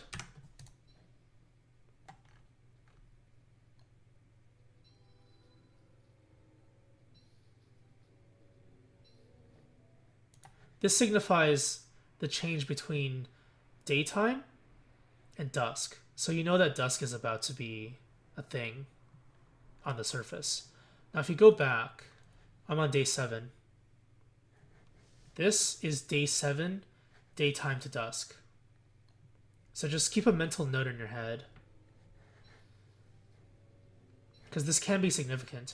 One of the reasons why you go into the caves is to kind of circumvent potential surface hazards. And also, if there's nothing to do on the surface during certain seasons, like summer, if you wander around in summer, it's just really bad because you overheat, you waste time. It's less time efficient to do stuff during winter and summer because you have to worry about your temperature a lot. Even if you have the right temperature items, you're still on a timer. I always say that you're on a timer. You know how the time ticks. Well, there's always a time before something happens. With winter and summer, it's an accelerated season. So your timer ticks faster, which means technically you move slower. So it's a slow season. There's a kind of weird dichotomy there.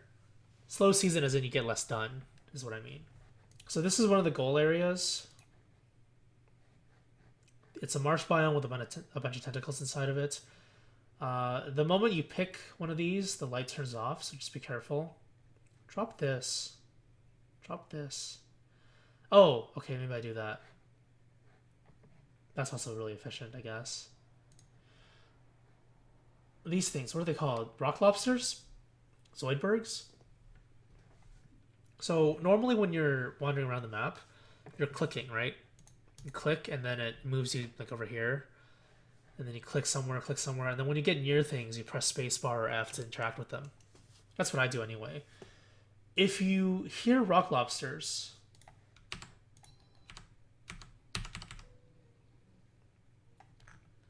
that kind of crackling sound,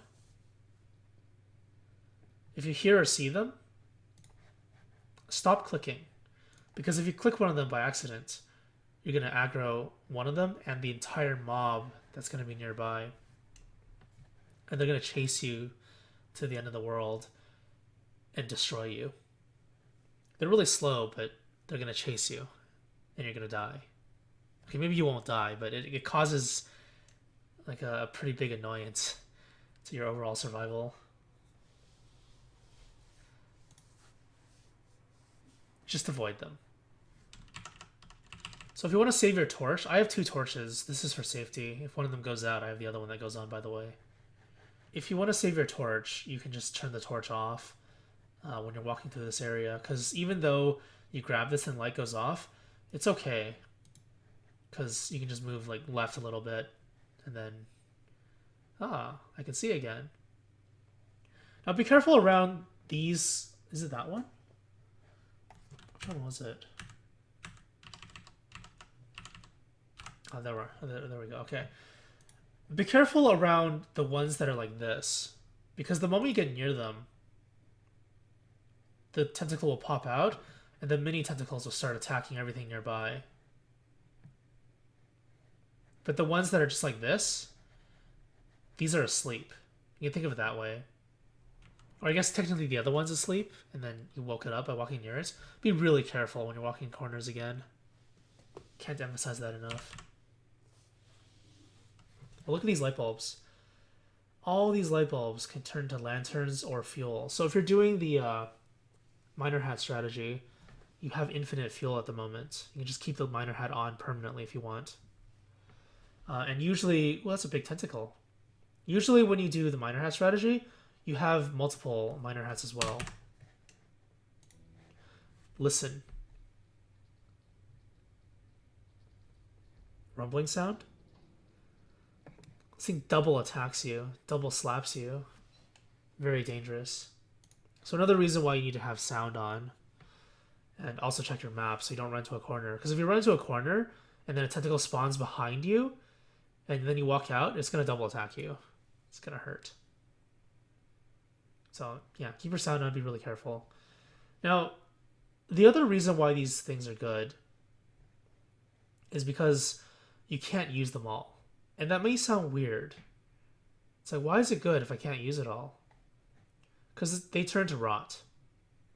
So this is a stack of 40 rot if you don't use it. I mean, you still want to use it, right? You still want to try and use it. But if you don't use it, it's okay. Because you have rot. And what you use rot for is when you grab a berry bush or a grass tuft from somewhere and you put it near your base, you need that rot. So with this strategy, you're also accelerating the rot you get. And you can also use rot for other things too, like fuel, putting out fires during summer, smoldering. So this is a lot of the same stuff. This is the mushroom biome. Lots of mushrooms here. You can chop these down. I don't think they grow back normally. They might grow back. Don't quote me on this. I've never tested this fully. The wiki might have the right information. The wiki can be wrong, by the way. The wiki has wrong or inefficient information sometimes. But generally speaking, the wiki is a pretty good source if you want to use it for information. These might grow back during spring. And remember, this is ROG. Because I know there's like a whole bunch of new mushroom stuff and cave stuff in Don't Starve Together. It's not the same. Taking damage. So this is just me switching off the hand bat, switching on the hand bat and smacking them in the dark. Like I said, you can just hit F. You'll still attack, even if you can't see it. For cave-ins, this happens every once in a while. Cave-ins, the rocks will drop down. Sometimes the rock will stay, and then you can pick it up. Generally speaking, though, you don't need these resources, because the best rock you can get is gold, and gold is everywhere. The other stuff, like gems, they seem like premium items, but they really aren't. Red gems are just absolutely garbage. Blue gems are okay, but you don't really use them that often. Marble, not very useful. The marble suit slows you down. It's a lot of damage reduction, but the slowdown is actually really bad for kiting. Just use the knight armor. The sanity loss isn't really that big of a deal, because once you get to a certain point in the game, just recover sanity like crazy. You have many options. This is a regular marsh biome. It's not a tentacle one. This is where you need to be careful. I don't know when I get there. Oh! Nightmare phase. This is also really dangerous. So during the nightmare phase, it's like a...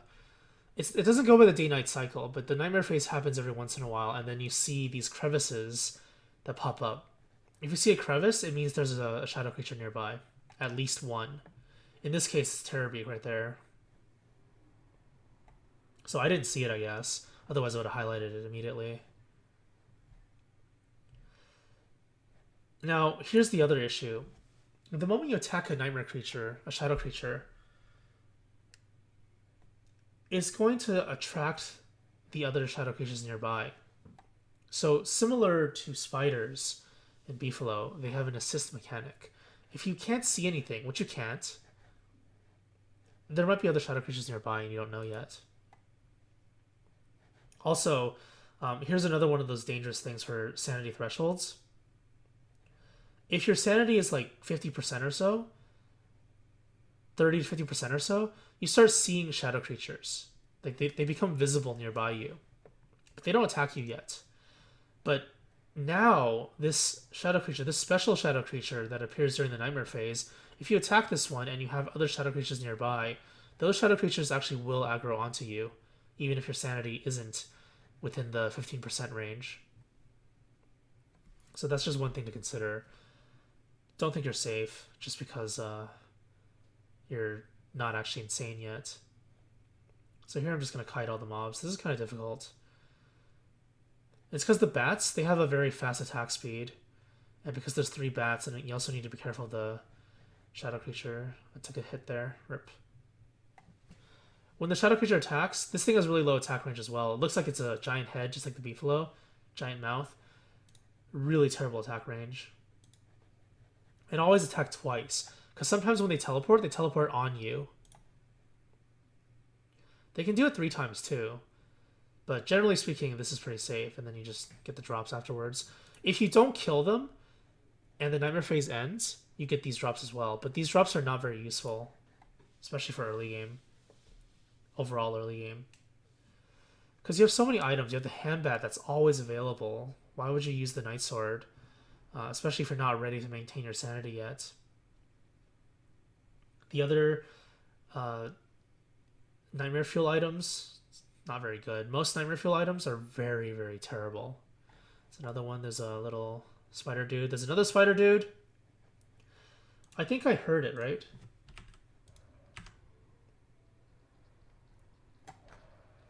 The moment you hear that, turn back. This area, this entire area, crevices, swamp, cave area, growling in the darkness, turn back.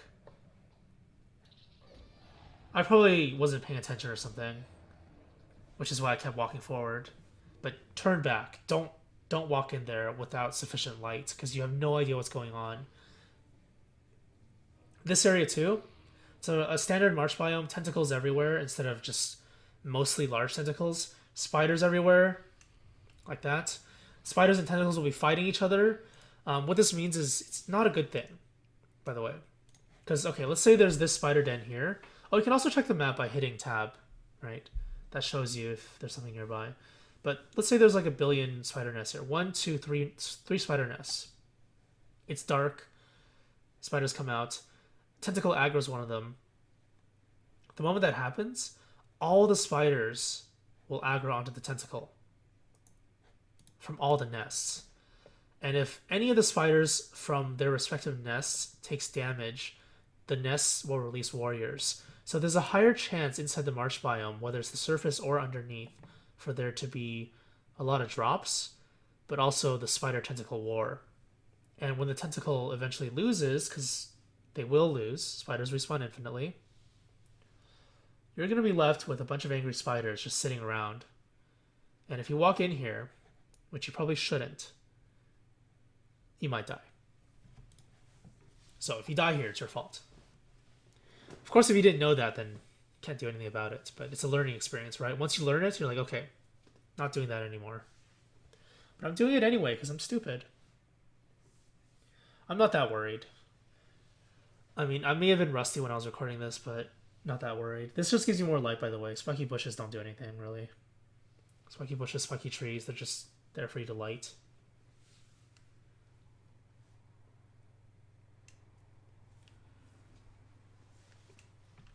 So be really careful. Like, seriously, just don't do this. Because you're going to run into situations like this where all you have is corner and spiders. Look at that. Is that a triple nest? Yeah, 1, 2, 3. So imagine if the warriors were released from this area. And then you walked along this little corner here, walking over the spider creep as well, having tentacles spawning in between them. More spiders on this side. I feel uncomfortable. Look at that, look at that. I feel uncomfortable just seeing this. I think I remember not being as uncomfortable playing though, because I wasn't really caring too much. Again, careful of the sound. You really don't have much time to do stuff here. Oh, this is. Oh, I think this is when I started panicking. Light is getting low. Tentacles and spiders chasing me. Tentacles everywhere.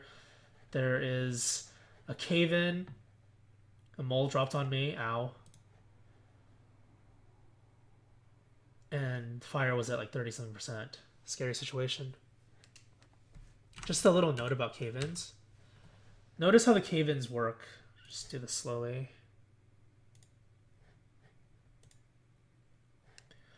So you see them drop. You see a shadow first. You see it drop and bounce. The bounce is what damages you. When it drops on top of you, you don't actually take damage until it moves up. But there's like a half-second window. Basically, if you see it dropping on top of you, you can move away in time. But if it bounces, then you take damage. Are moles different, I wonder? Because I took damage immediately from that mole, I think. It's like it's the impact on the ground, I guess. It's not the bounce. So the impact on the ground is what causes the damage. So if it's still in midair, then you won't take a hit from it. But yeah, like I said, it's a very small window.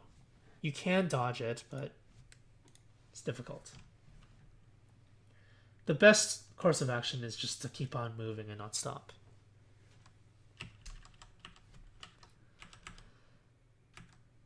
Ooh, look at that. Tentacle spike, but I don't need it. I need the silk more. I'm gonna skip through this area. It's more of the same stuff. Mushroom biome. I'm not doing anything here. I'm just looking for glowberries, technically. So I guess I'll talk about that. The light bulbs, they're starting to expire, turning to rot. It's fine. Glowberries are what I'm after. So glowberries come from depth worms. Depth worms are basically the hound wave of the underground. And they attack in intervals, just like the hound wave. One of the problems is that I didn't get a hound wave on the surface. So for some reason, this world that got generated, and this is one of the RNG things you can't control, the hound waves were really delayed at this point in the game.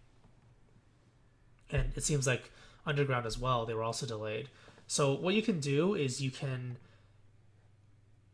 search the corners of the cave, and usually inside one of the mushroom, what is it even called? It's one of the mushroom type of biomes. It has glowberry, or it has light bulbs. Sometimes it has the snails and the turtles. And you might see glowworms there. You might see the little glowberries coming out of their heads while they're underground, and then you pick them. That's where you're going to find them. But unfortunately for me, I couldn't get past that area. And also my inventory space was getting really low. So if I had more inventory space, I probably could have kept going. Now also the other thing to consider is I kept track of the timer. So notice how I surfaced at this time. I think that's probably the main thing. It's day 9. What's day 9 again? Full moon.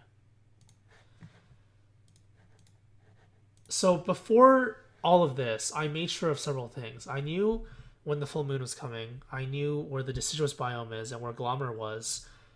And I guess that's it. I planned for that, essentially. Okay, so I'm just slowly making my way up to the deciduous biome. Inventory space is still cramped for some reason. Very efficient use of inventory space. It's probably just information overload. Just haven't played the game in a long time and wasn't sure exactly what to do at this point, this very point, especially with this strategy, because this is an unorthodox one. For a standard strategy, like half these inventory items wouldn't exist. Deciduous biome. Once you have the area explored, go along the roads. Some people have talked to me about this before. They're like, what's better, exploring the edges or exploring roads? The roads will always lead to certain things, like the pig village, but the road does cut off at some points. Stick with the edges. It's a little bit slower in terms of covering biomes, so you're going to reach your biomes faster if you do it this way. But you have less overall information. The edges of the world, the edges of the biomes give you better information than just going along the roads. Because, you know, like I said, size, connections, all that is really important. All right. So full moon will appear now. There we go. And the moment the full moon appears, the Glommer's flower grows. And all you want to do is just pick the flower so the Glommer doesn't despawn. If the flower remains, when the full moon is over, Glommer will despawn once you move 2 screens away. And now I have less than 2 notches. Like I said, autumn isn't always good. Less than 2 notches to farm pigs for pig skin and meat. Werepigs. And here's another kind of inefficient, I'm planning too far ahead kind of thing. These 2 moleworms, I don't have any glowworms yet, or glowberries yet. What am I going to use them for, aside from wasting inventory space? So I actually keep these forever. It's ridiculous. Okay, here we go. Werepig. Aggro them. They have pretty long aggro range. The moment they howl, they're probably aggroed onto you. Let them attack. 1, 2. 1, 2. 1, 2, 3. When your hand bat is nearly full, 1, 2, 3. But when it's not full, just do 1, 2, 1, 2, 1, 2.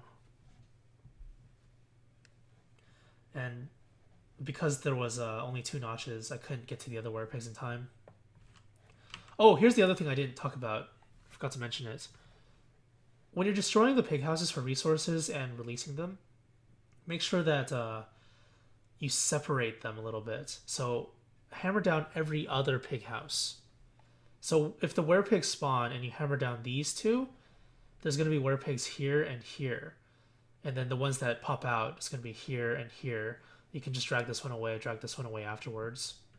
And then these 2 on the subsequent full moons, when you come back here, it's not going to be as dangerous. You won't fight more than 1 pig at once, more likely. And Glommer's just there now, right?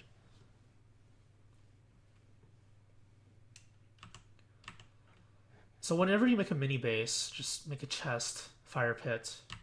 Always a good idea. Now I drop the items, yet I still have some garbage items on me. Oh, this is important. You can only do this in ROG. I don't think you can do this in Don't Starve Together. So this is specifically for ROG players. I don't think you do it in Shipwrecked either. They nerfed it. See that? What happened there?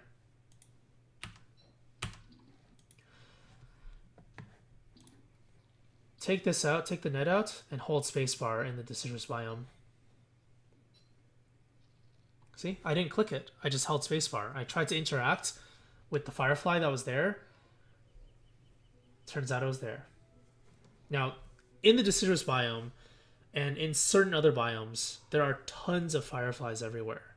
If you remember where they are, great. If you don't remember, you can just walk around like what I did and just press spacebar every once in a while. And then you just pick up fireflies. This only works in ROG and older versions of the game. In Shipwrecked, they patched it. And Don't Starve Together, I don't think you can do it either, if I recall correctly. So what I should have done was I should have done this like 5 days ago if I wanted to do the miner hat strategy, which, you know, like I said, I think is more efficient. But this is the torch one. A lot of time wasted.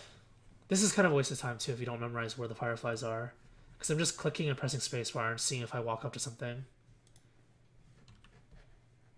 And this should turn into 6 miner hats. Now the reason why you want to have more than one miner hat is because you want to cycle them around. But that's like a mid-game thing. Now once you have a bunch of miner hats, you can just take the glowberries. You get a ton of them anyway when you go spelunking, right? Just refill all of them, and then you're all set for the next while. That's why you do it. If you only have one, then getting extra glowberries isn't as efficient. Light bulbs, not glowberries. Light bulbs. Glowberries are the blue ones. Hit the butterfly! Good job. So I went into this cave now. Normally, if you're going to do this strategy, I would recommend focusing on one cave only. Bone shards are garbage. They're good in Shipwrecked, but they're not good in ROG. They're probably good at Don't Starve Together as well. Because in ROG is the first one, right? The first big expansion. They didn't really find a proper use for it. Sound.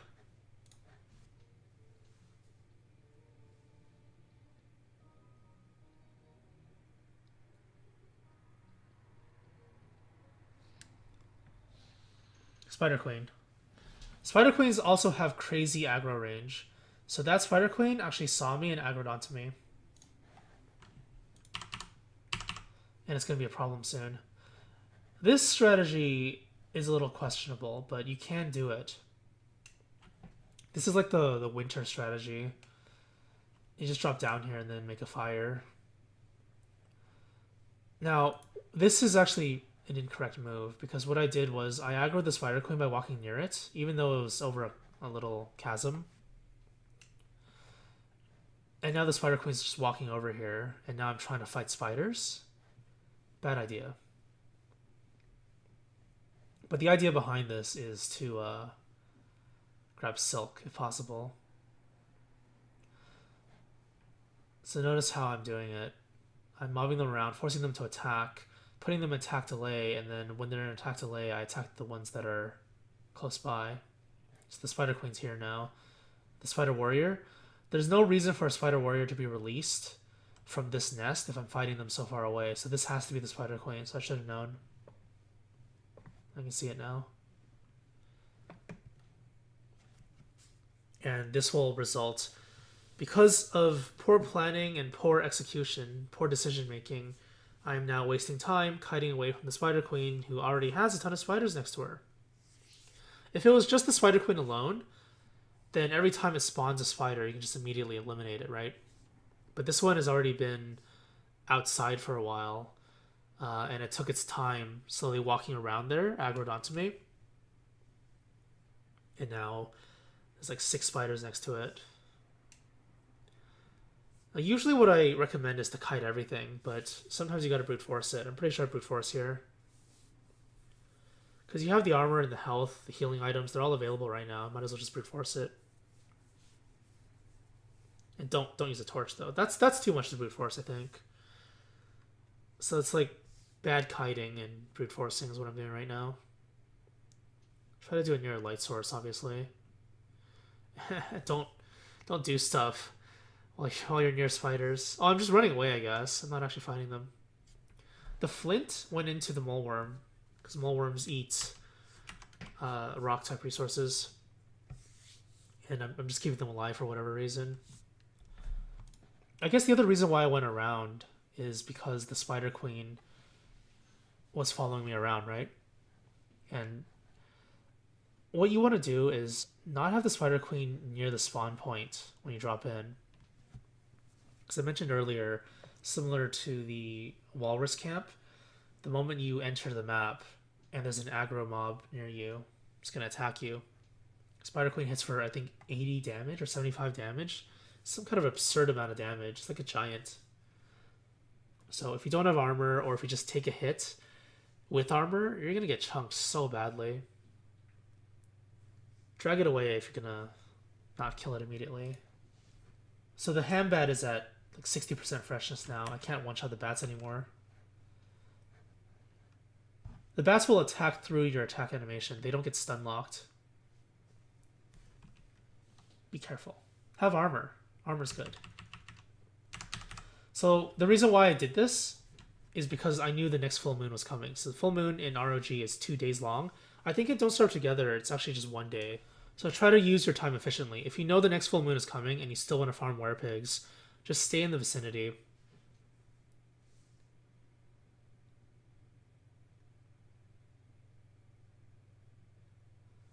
And with only 2 notches, you can probably only kill...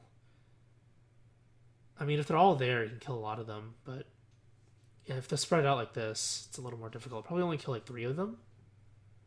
4 of them? Probably 3 of them safely.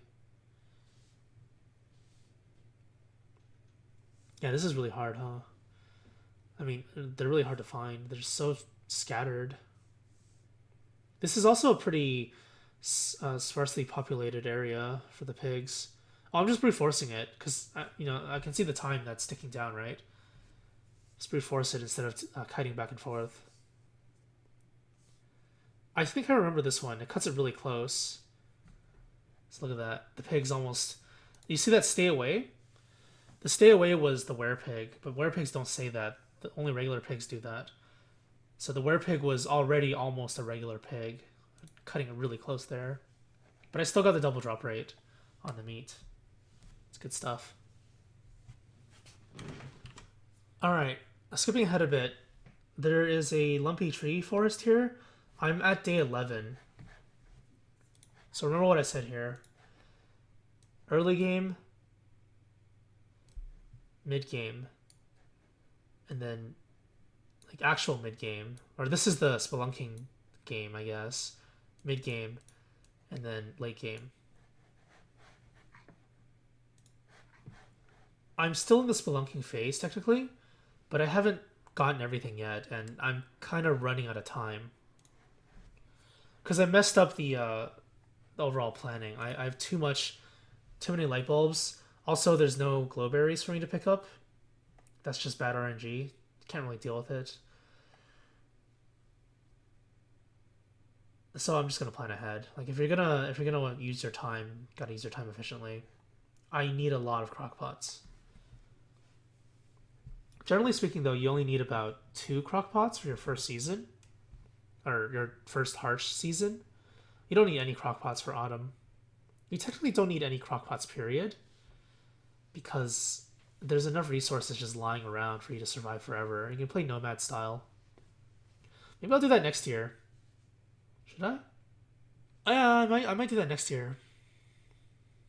That sounds like a good idea. 1 video every year. People always complain about that. I don't do Don't Starve content enough.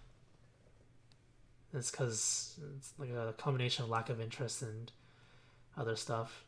When I actually did go all out with Don't Starve content, the problem is, like, this is the problem with content creation in general. People gravitate towards the highest numbers. So people with the highest numbers get the most views, and then it kind of snowballs unless you have some kind of gimmick. I don't have any gimmicks. I don't try to use gimmicks. I don't try to use clickbait. I just do what I do and describe it the way it is. So it doesn't generate as much stuff, as much attention. Don't really mind though. It's just my style, I guess. So a lot of it is just, lack of interest, and I don't have the ability to commit to it. Because even if there are people that are interested, even if there's like 100 people that are interested. It's still not enough technically to make this sustainable.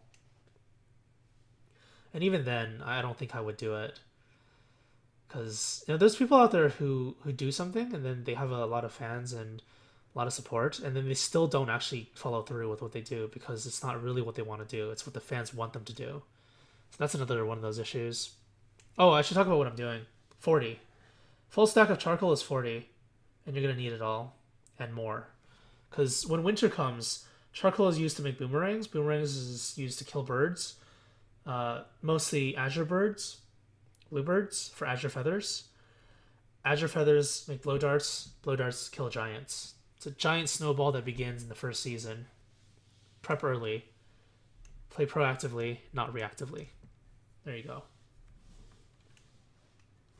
But the other reason is for the other food-based items, so crock pots and drying racks. Those you're gonna need. You're gonna need a lot of them. So I would recommend like 2 stacks of these if you can muster the effort. If you're not doing the cave strategy, it's pretty easy to have this and more, because you can just burn down entire forests. You don't need the forest. Destroy the forests. Don't do it in real life though. But don't starve, it's okay. So yeah, this is just a mini base. Some people think of this as like a real base. I don't think of this as a real base. I don't actually make a real base in this playthrough because I'm so far behind. This is one of those games where I fell behind and then I continued to fall behind because of inefficient time usage. What am I doing? Oh, I'm making a crock pot. Oh, when you're base building, didn't talk about it in this one, but generally speaking, build away from the fire. The fire is the center of your base, and you build around it, but you want to keep your structures outside of the range of the fire, and that's because during summer, when you set up an ice fling-o-matic, the ice fling-o-matic's like this much range. But if the ice fling-o-matic ever gets in range of the fire, it just puts it out infinitely, and your fire becomes garbage. It's just useless. So it's usually like flammable objects you put here, non-flammable objects you put here with other non-flammable objects. So endothermic fire pits, ice boxes, whatever else is not flammable, you put here. And then the flammable stuff you put here. So when you're building your base, you want to make sure that you have flammable objects in a very specific area and non-flammable in another specific area. But even more than that, since this is not a real base, there are other things to consider too when making a base. So in order to save time, you want to put crockpots within a certain proximity with other items. If you have an icebox here, you want to put it really close to the crockpot so you don't have to walk as much.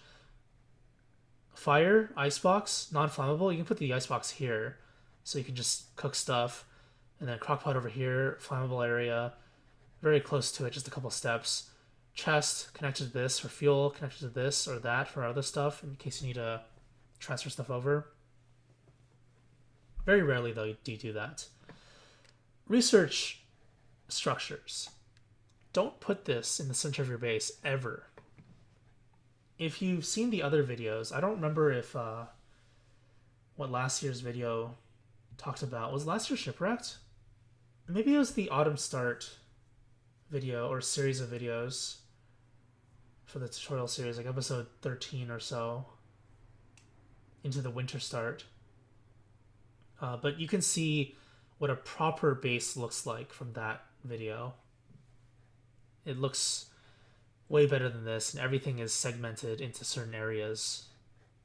You need to keep all this in mind when building a base. Now, you don't have to design it like I do, like 5 spaces between each chest, 8 spaces between crockpots and drying racks. That's my personal preference. Don't have to do that. But you do have to have flammable and non-flammable.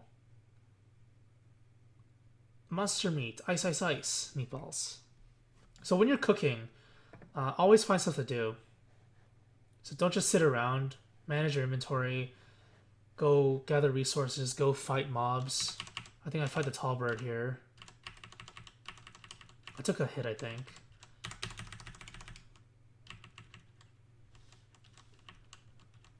And this is turning into like standard prep now. So there was a very small portion of like 4 or 5 days that was just spelunking. But I think I spent another 4 or 5 days spelunking. Oh, I think I took a break here. Okay, so since I took a break here, let's just take a look at some of the items I have in my inventory. I have a good amount of fuel type resources, guano. Oh, I'm back. No, pause. I guess it doesn't matter. It's a video, I can pause anything. So look at all my items right now. There's more in here, but I don't remember exactly what was in there. I'm low on grass, low on twigs. That's really bad because I have all these light bulbs. Miner head is full. I made that. But where do the light bulbs go? Are they just going to turn to rot? So I need a lot of twigs and grass to make lanterns. I made one for prototyping. This is going to be infinitely turned on now. But the other stuff... Oh, this is what's in there. Inefficient use of item slots. Can't turn these into anything. Can't do anything with these. The meat isn't going anywhere. It's just going to rot eventually, or I'm just going to eat them. Spear, probably won't use that because I have meat with pig stuff. If you hammer down the pig skin, you always have hand bats in the early game. Hand bats are stronger than spears by like double damage. Almost, I think. Is it 58 damage? Or is it 61 damage or 63 damage? 68 damage? Spears are 34 damage? Something like that. You can check it out on the wiki. So I'm missing some pretty important items, and now I need to take the time to do it. So I highlighted the desert biome there because I want to go to the desert biome. The desert biome is where you find the most grass and twigs, the most efficient drop rate of them, which is from tumbleweeds.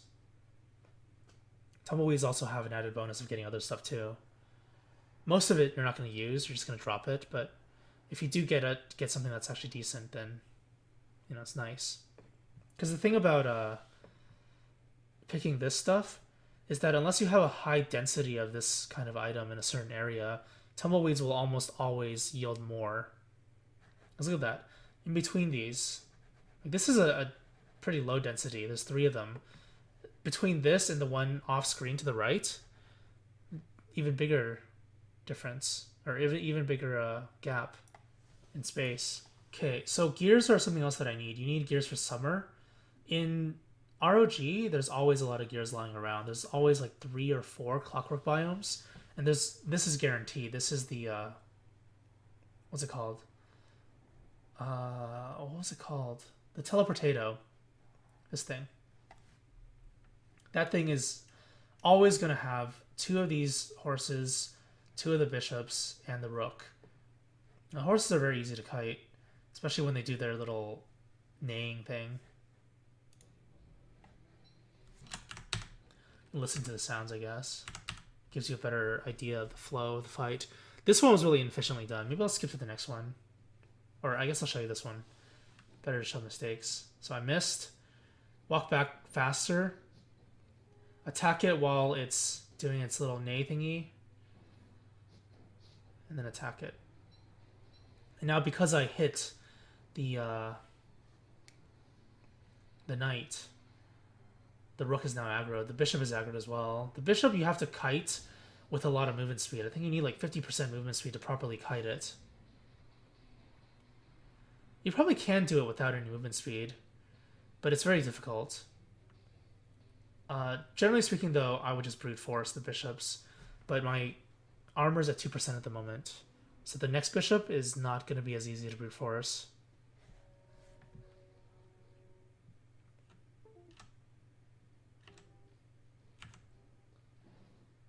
I'm dragging this away because I want to make it so the rook and the bishop take longer to get to me when they assist.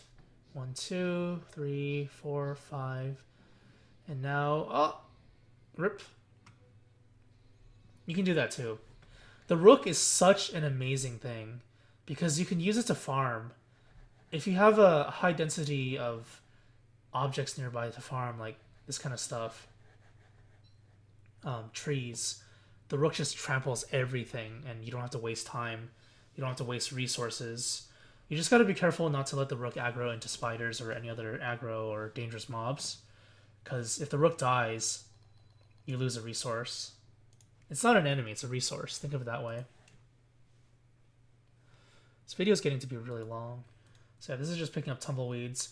My armor broke at some point, so instead of getting damage reduction, I should have made another piece of armor. That was another mistake. Oh, I found Chester sometime in here. There we go. Chester. I don't actually like Chester. I don't like carrying him around because his AI gets kind of buggy and he aggroes mobs. It's really frustrating. Pack'em Bag'ems is worse. I hate that thing so much. I heard the Don't Starve Together little pets are pretty cool. So even though I have no armor, even though I don't really have that many healing items, I'm still grabbing cactus flesh because I don't really care about taking damage. There's just HP lying around everywhere if you know where to look. The cactus flesh is just a really, really efficient item. I'm going to skip this entire section. It's just me gathering resources here. So I lost half my HP. I paid HP and time for cactus flesh. Oh, Koelephant. Koelephant is another pretty big time waster because you gotta chase it around. Let's see where I begin. Oh, this is my first hound wave. I should talk about this. Yeah, this is really important. Let's talk about it then. The first hound wave, I said it was between day 6 to day 13.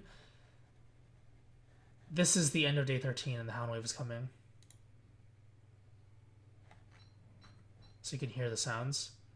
It's a 2-minute warning. Normally, when you're in mid to late game, hound waves come within like 30 seconds or so. So you basically just drop what you're doing and get ready for it. But the first hound wave, because there's so much time in between the warning and the actual attack, you just continue doing whatever you want. Once the sound gets louder, more frequent, you know that the hound will be coming soon. But be careful around these kinds of hounds. Those are naturally spawning hounds. If you attack a hound wave hound, these ones will get aggro too if they're nearby. So notice how the barking or the growling is still going on. It means they haven't spawned yet. So the ones that you saw were not the hound wave hounds. Now this is what you do for the hound waves. When you're in the early game and you get like 2 to 5 hounds, most people will be like, oh, I'm scared of hounds. Inexperienced players will be like, oh, I'm scared of hounds. But don't be. Hear the hound coming from the right, run up to it, dodge, 1, 2, 3.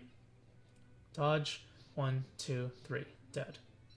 Now this only works if you have a weapon that has 50 attack or more. So the tentacle spike or a fresh hand bat, you can do that. Otherwise you have to do get attacked, dodge, 1, 2.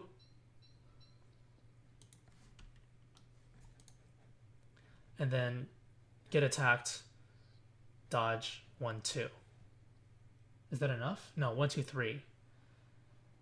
It takes 150 damage. Yeah, so it's 1, 2, 3 if you have a tentacle spike or a fresh hand bat. If you have a spear, it's 1, 2, dodge, 1, 2, 3. Because you can get 3 attacks in before they attack, but unless you have high movement speed, you won't be able to get away from that attack, the enemy's attack, before the animation for your third attack goes off. That's why 2 and then 3, because the third one kills it. Don't have to worry about the attack anymore. Okay, so like I said, there's food everywhere. There's health everywhere if you know where to look. The Koelephant trunk, when you cook it, I think it's 75 HP. No, it's 40 HP, 75 hunger. Good chunk of health. I didn't talk about the Koelephant, did I? Okay, well, basically, it takes a long time for you to track it. It's kind of variable how many tracks you need to find. In the early game, it's probably always the Koelephant. The chance of a Varg is almost non-existent. If you run into a Varg, just run away from it. Don't fight it in the early game, especially. It's too dangerous, too powerful. You need armor. You can brute force it. It's got pretty low HP for a boss type unit. It's not really a boss, but it's like a waste of time because the resources that it drops, it's not really that worth it. The time cost, not really that worth it. Okay, I'm gonna do a lot of skipping from this point on. This is taking so long. If I don't cover something and if you see something suspicious, make sure you ask about it. So I'm going back into the cave again. And I found the worms. How did I lose so much HP? Oh, it's a giant mob of bats. Okay. Yeah, a giant mob of bats dealt a lot of damage to me, but it's not that bad. Because with armor, worms can't kill you. Without armor, they do, I think, 75 damage. So if you're playing Maxwell, they one-shot you if you have no armor on, if I recall correctly. Okay, so we've reached the corner, and this is worm territory. You can hear the worms.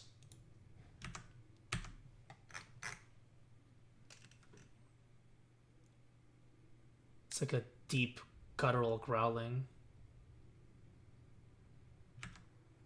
Where is it?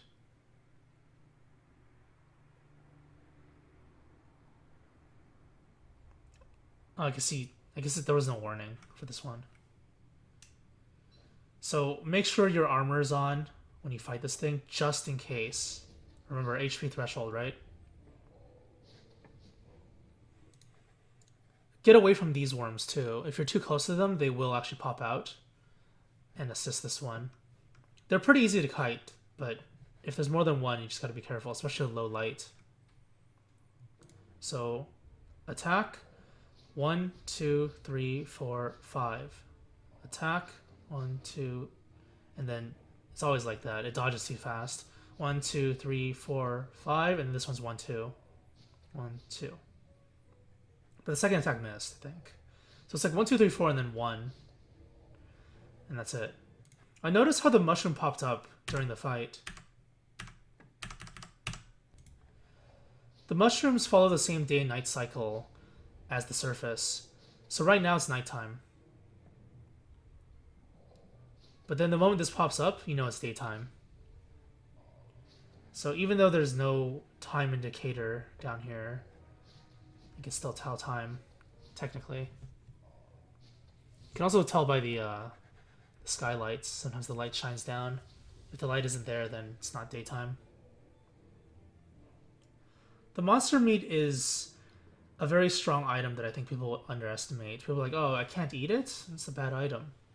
But this thing is used for so many recipes, and you can turn them into meat. If you feed them to pigs, you get meat from them, right? And you get a ton of monster meat everywhere. There's the second one.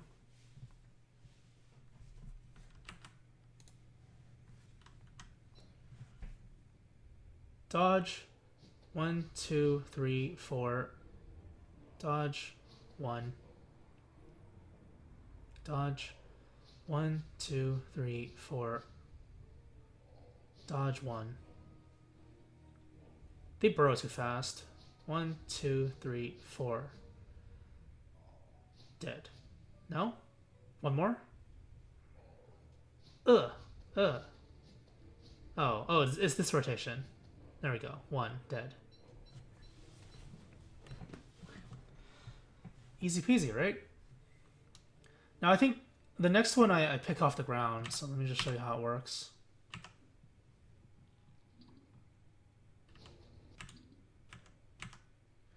So mysterious plant, the moment you grab it, it attacks you. So make sure you move immediately, otherwise you're going to take 75 damage. Up to. And then the same thing, just drag it to the light. 1, 2, 3, 4, 1. Until it dies. Speed this up, I want to hear the music. Now this sounds funnier.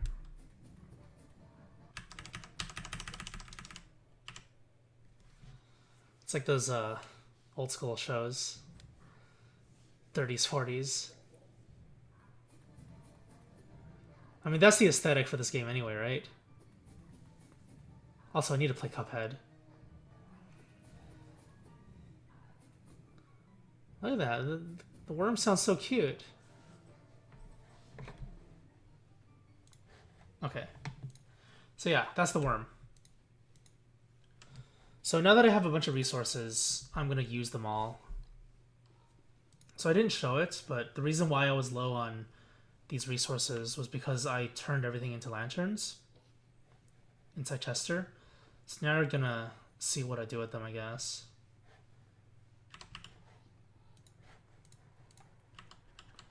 So I'm just gonna drop them everywhere. Usually what I do with lanterns is I put them along the road, so you know where the road is. I also put traps along the road, so if you're running away from a large mob of hounds, then you can just walk along the road. You move faster, and then they get killed as you walk over. The way the bug works is you drop them on the ground, and then you relog. So after you relog, you just start your game again, and then everything just stays on permanently. Pretty cool, right? So with the glowberries, gonna make moggles. Now this is like, like I said, it's one of the purposes of this kind of early game playthrough. You want the light resources, you want the lanterns, you want the essentially infinite fuel for your miner hats. Hopefully not just one. And then you want the doodads to turn into moggles. The next time you enter the cave and you have moggles, you can see everything. This is night vision goggles.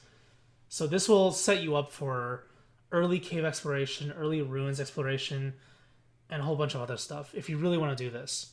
Now, the unfortunate part is during this playthrough, I mentioned it before, lots of inefficient things were done, wasting a lot of time, wasting inventory space, not playing optimally, doing the torch run instead of the miner hat run. That wastes a lot of resources too, because the torch ticks down really fast, doesn't generate much light, and I mean the only trade-off is that you can have your helmet on. It's not that great. But now, look at the time, day 17. The idea was to finish around here. So it's supposed to be early game, mid game, and then like this section here around day 13 to 15, 13 to 17, I guess. Like this mid game portion. I suck at aligning squares. Anyway, just imagine this is like 13 to 17. So like after this, before this. That was supposed to be the mid game where I just kind of do stuff. The cave portion was supposed to be done already by around day, after the full moon, essentially. But now, day 17, and I'm not ready for winter yet. Now for me, I'm okay with this. I can survive in winter without winter gear. I don't care. But for a newer player, and this kind of showcases why the strategy is ineffective, because if you make mistakes like I did, possibly even more mistakes like I did, and you're at this point and you're a new player and you're not as good at the game, not as familiar with how to deal with winter or what you need to do exactly to prepare for the season, and you're only this far at this point. And I think for some people this is actually really, really far, because some people have talked to me before. They're like, I don't have anything at this point. During a regular playthrough, of course, not this strategy. So during a regular playthrough, they have like half of this in terms of useful items. They have maybe this much of a base, maybe a little bit more, but they're not like fully ready and they're not sure what to do next. They get lost, which is where the experience comes into play. So I guess technically this is more for advanced players, but I highly recommend that you make less mistakes. If you can even recommend making less mistakes, because that's pretty obvious. Essentially just try to keep in mind what I've been talking about, the mistakes I've made, and try to avoid them. So what I need right now, I mean, the video is basically over because the strategy for Cave Rush is over. But at this point, if you do run into the situation where you have 4 days left in the season, 3 days left in the season, and you have nothing, then, what do you need exactly? You need a beefalo hat.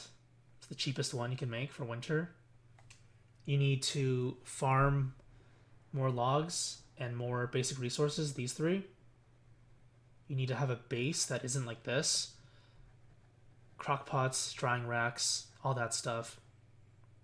Generally, you want to have a base near the center of the map because I guess I'll skip ahead. So I decided to put it here. Oh, also keep in mind when it's raining during autumn, I never make an umbrella because the rain doesn't last for long. It lasts for like half a day at most. So even though you deplete your sanity, it doesn't actually stick. Because you're going to be researching anyway, you restore your sanity, or I just have too much sanity anyway. And even though stuff is wet, I'm not really doing anything with it. Now this was the spot that I checked out earlier on in the playthrough. And I was thinking, this is where I'm going to put my base. I want to show you why. This is the ring thing set piece. It always comes with a bunch of flowers, and this is one of my favorite set pieces to build my base around. Because normally what you need to do is you need to have flowers for your bee boxes. Well, flowers. Not only is it flowers, they're evil flowers. Evil flowers... I'm not actually sure if this is true, to be honest. But many years ago, people told me that evil flowers have a higher spawn rate for butterflies. And this is always one of those things that I've been hesitant about. Is it actually true? I'm not sure. But assuming it's true, you get more butterflies here. If it's not true, you still get butterflies here, so it doesn't really matter.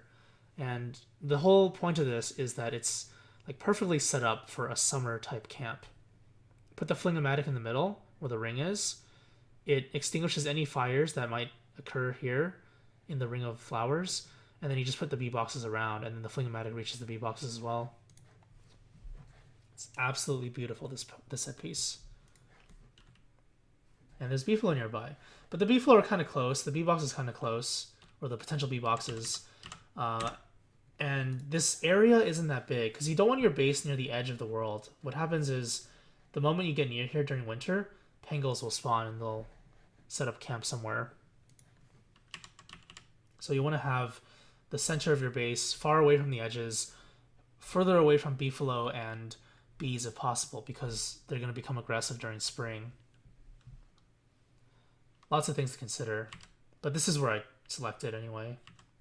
I just said, okay, whatever, I'm just going to drop some stuff down. The center of your base should probably be near roads as well. So this is a pretty nice spot for a base. I would probably put it up here, to be honest. This might be a little bit better. Or here, but I didn't fully explore it. This is probably the best one, actually. It's in the center of all three roads. Bermuda Triangle and all. Got the bee boxes like a screen and a half away from you. The bee flow are down here. Pangolins will not spawn unless you get close to the edge, and you're not close to the edge at all. You're right there. Closest edge is, I think, these edges. Really nice spot for a base. And the other reason why it's nice, deciduous trees. This is the Pig King. I don't know what this is, but there's a rocky biome, a giant savanna biome, grassland biome. So there's like moleworms, bees, grass, beefalo, rocks. I think this goes to the marsh biome, so reeds. One of the reasons why you want to put your base near immovable resources that are easy to farm and take less time. So even though I don't have winter gear yet, I can wander around to these areas of interest quite easily. They're all available to me. They just branch out. Easy peasy. So this is what the pitchfork is for. You want to get rid of this natural turf. This turns into fuel. And then you want to replace the natural turf with man-made turf or hard turf. So sandy, rocky, cobblestones, carpet. What's it called? Marble? Cave turf. You want to have that as the basis of your base. Because eye plants will spawn and be really annoying if you don't do that. They can spawn inside your base. Look at my meat. It's going bad. You get too many resources. This is why you never starve in this game. If the game is called Don't Starve, chances are you're not going to starve. Because before you even buy the game, before you even open the game, it's already telling you, don't starve. So yeah, this is just my basic setup for bases. I got the chests over here, ice boxes on the top. Sometimes I have ice boxes here and then crockpots there. Crockpots here, but I usually put crockpots here, drying racks here, and then research materials, research items over here, away from everything, because they're not useful unless you just research stuff, and you only research stuff once, so you don't need them. Just put them far away from your base. Don't have them in the way of the actual good items, the useful ones. Starting to recover a little bit. Got a nice little bird flying down. Drying rack. The meat is being put to use. Made a meaty stew because I had too much stuff anyway. This item's really terrible, by the way. It heals way too much hunger for most characters. So you just want to make meatballs. Drying rack, jerky, all the meat that's going bad. Gonna put it to use. The meat here, I'm gonna cook it. Oh, I made a ham bat. Okay, well, I cooked some of it. Now, what you can do with some of it, where is it? What you can do with these is you can make the meat effigy with this. Meat effigy is boards, cooked meat, and beard hair. Wilson generates beard hair by existing. Cooked meat. It's going to take a while for this to spoil. Boards, pretty easy to make. I have like 2 stacks of wood in there. Just need to make the crafting materials or the research structures, and then I have an effigy already. So that's probably one of the first things I'm going to do in winter, make an effigy. You don't really need it. You don't need an effigy to survive, but it's nice to have. So this kind of fuel, just use it. It's a garbage item. This will last for the entire winter. So the guano that I picked up, the manure from the beefalo, the what is it? The turf that I'm gonna get rid of from this entire area. Just fuel everywhere. Also, these kinds of things, just get rid of all of them near your base because you're gonna build around them anyway. These bunnies, not gonna use them. I know a lot of newer players like to use traps and bunnies. Traps are traps. 3% pickaxe, thermal stone. Traps are traps. Farms are even bigger traps. Don't make them. The only reason you want to use traps is to kill frogs, really. Because after a certain point, and you start getting frog rain like every other spring, it's going to be really annoying if you don't have traps. But that's a topic for another time, I guess. So what I need right now, look at that. Basic resources, I don't have that much of. So I need to gather basic resources. Take what you need. I don't know why I have this garbage. Only take what you need. Oh, I don't have the logs yet. Okay, so this is where the logs come in. Grab the logs. Grab 1 stack of saplings. 1 stack of berries. And because I put my base inside the savanna biome, the mini savanna biome, I don't need grass. But you can grab grass tufts as well. The thing is, it's winter. Stuff doesn't grow. So this stuff is going to be for the future. Not too big of a rush. Just a little bit of a tip. At the end of the season, birch nut trees, once they start withering like this, they no longer yield birch nuts. What you want to do at the end of winter is you want to grab as many birch nuts as you can. Go for the big trees that are still puffy. So like this one, they're a lot less common now, but you can still grab them. Usually you want to do this around day 17 before they go bad, before they start withering. But this is still the most efficient log-based item in this season because you get food as well. And this is also crockpot if you cook it. Or you can plant it, but I wouldn't. It's no point. Because birch nuts don't become that useful later. Oh, here's the other tip. Shovel the item directly. Shovel it, hold down spacebar, you grab 2 items at once. Easy. Berry as well. Shovel the berry bush. Berry bush, easy. You don't need to pick it and then shovel it. It's pretty basic advice, but it saves a lot of time. It does add up. So all these carrots that you may not have picked up in the very beginning, you don't have to pick up the carrots at the beginning because you have so much food anyway, right? You can grab them now if you need the food, but look at this. No problems. Day 20 is the final day of spring. 21 is when winter starts. I'm just doing some final last minute stuff, grabbing resources. I'm going to grab the Glommer as well. Also, deciduous forest, this is where you get birch nuts, right? So this biome has the highest chance of yielding birch nuts at maximum efficiency.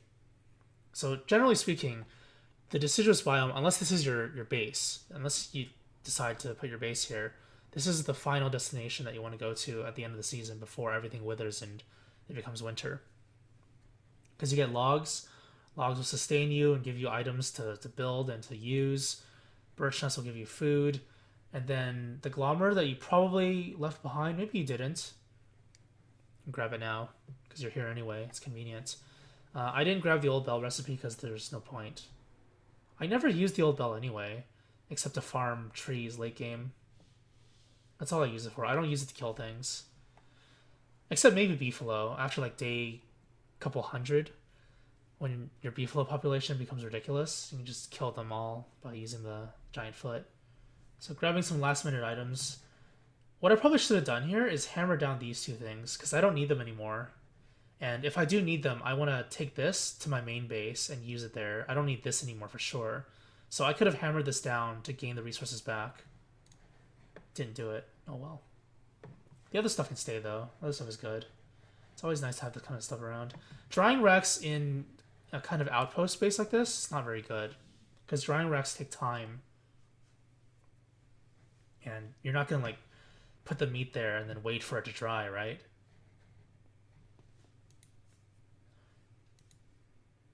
Oh, so last day of the season, day 20, the hound wave appears again. So I'm going to do the same thing. Same with the freezing effect, by the way. When you start freezing in the season, you will never freeze for that long. Walk up. 1, 2, 3. Oh, whoop, that didn't work. Not fresh enough. So I got to do 1, 2. 1, 2. Okay, 1, 2, 1, 2. Because it's still stronger than a spear. And, you know, try to pick the fight. Go towards them. Don't be afraid of them. Because if you kite around and they start swarming you, because they have faster movement speed than you, they're always going to attack you. They're always going to be aggroed onto you. So they just chain aggro onto you, chain attack you forever. And when their attack animation desyncs, they become really difficult to kite. So that's why you do it like I do. You just go after them, kill them immediately before they have a chance to desync.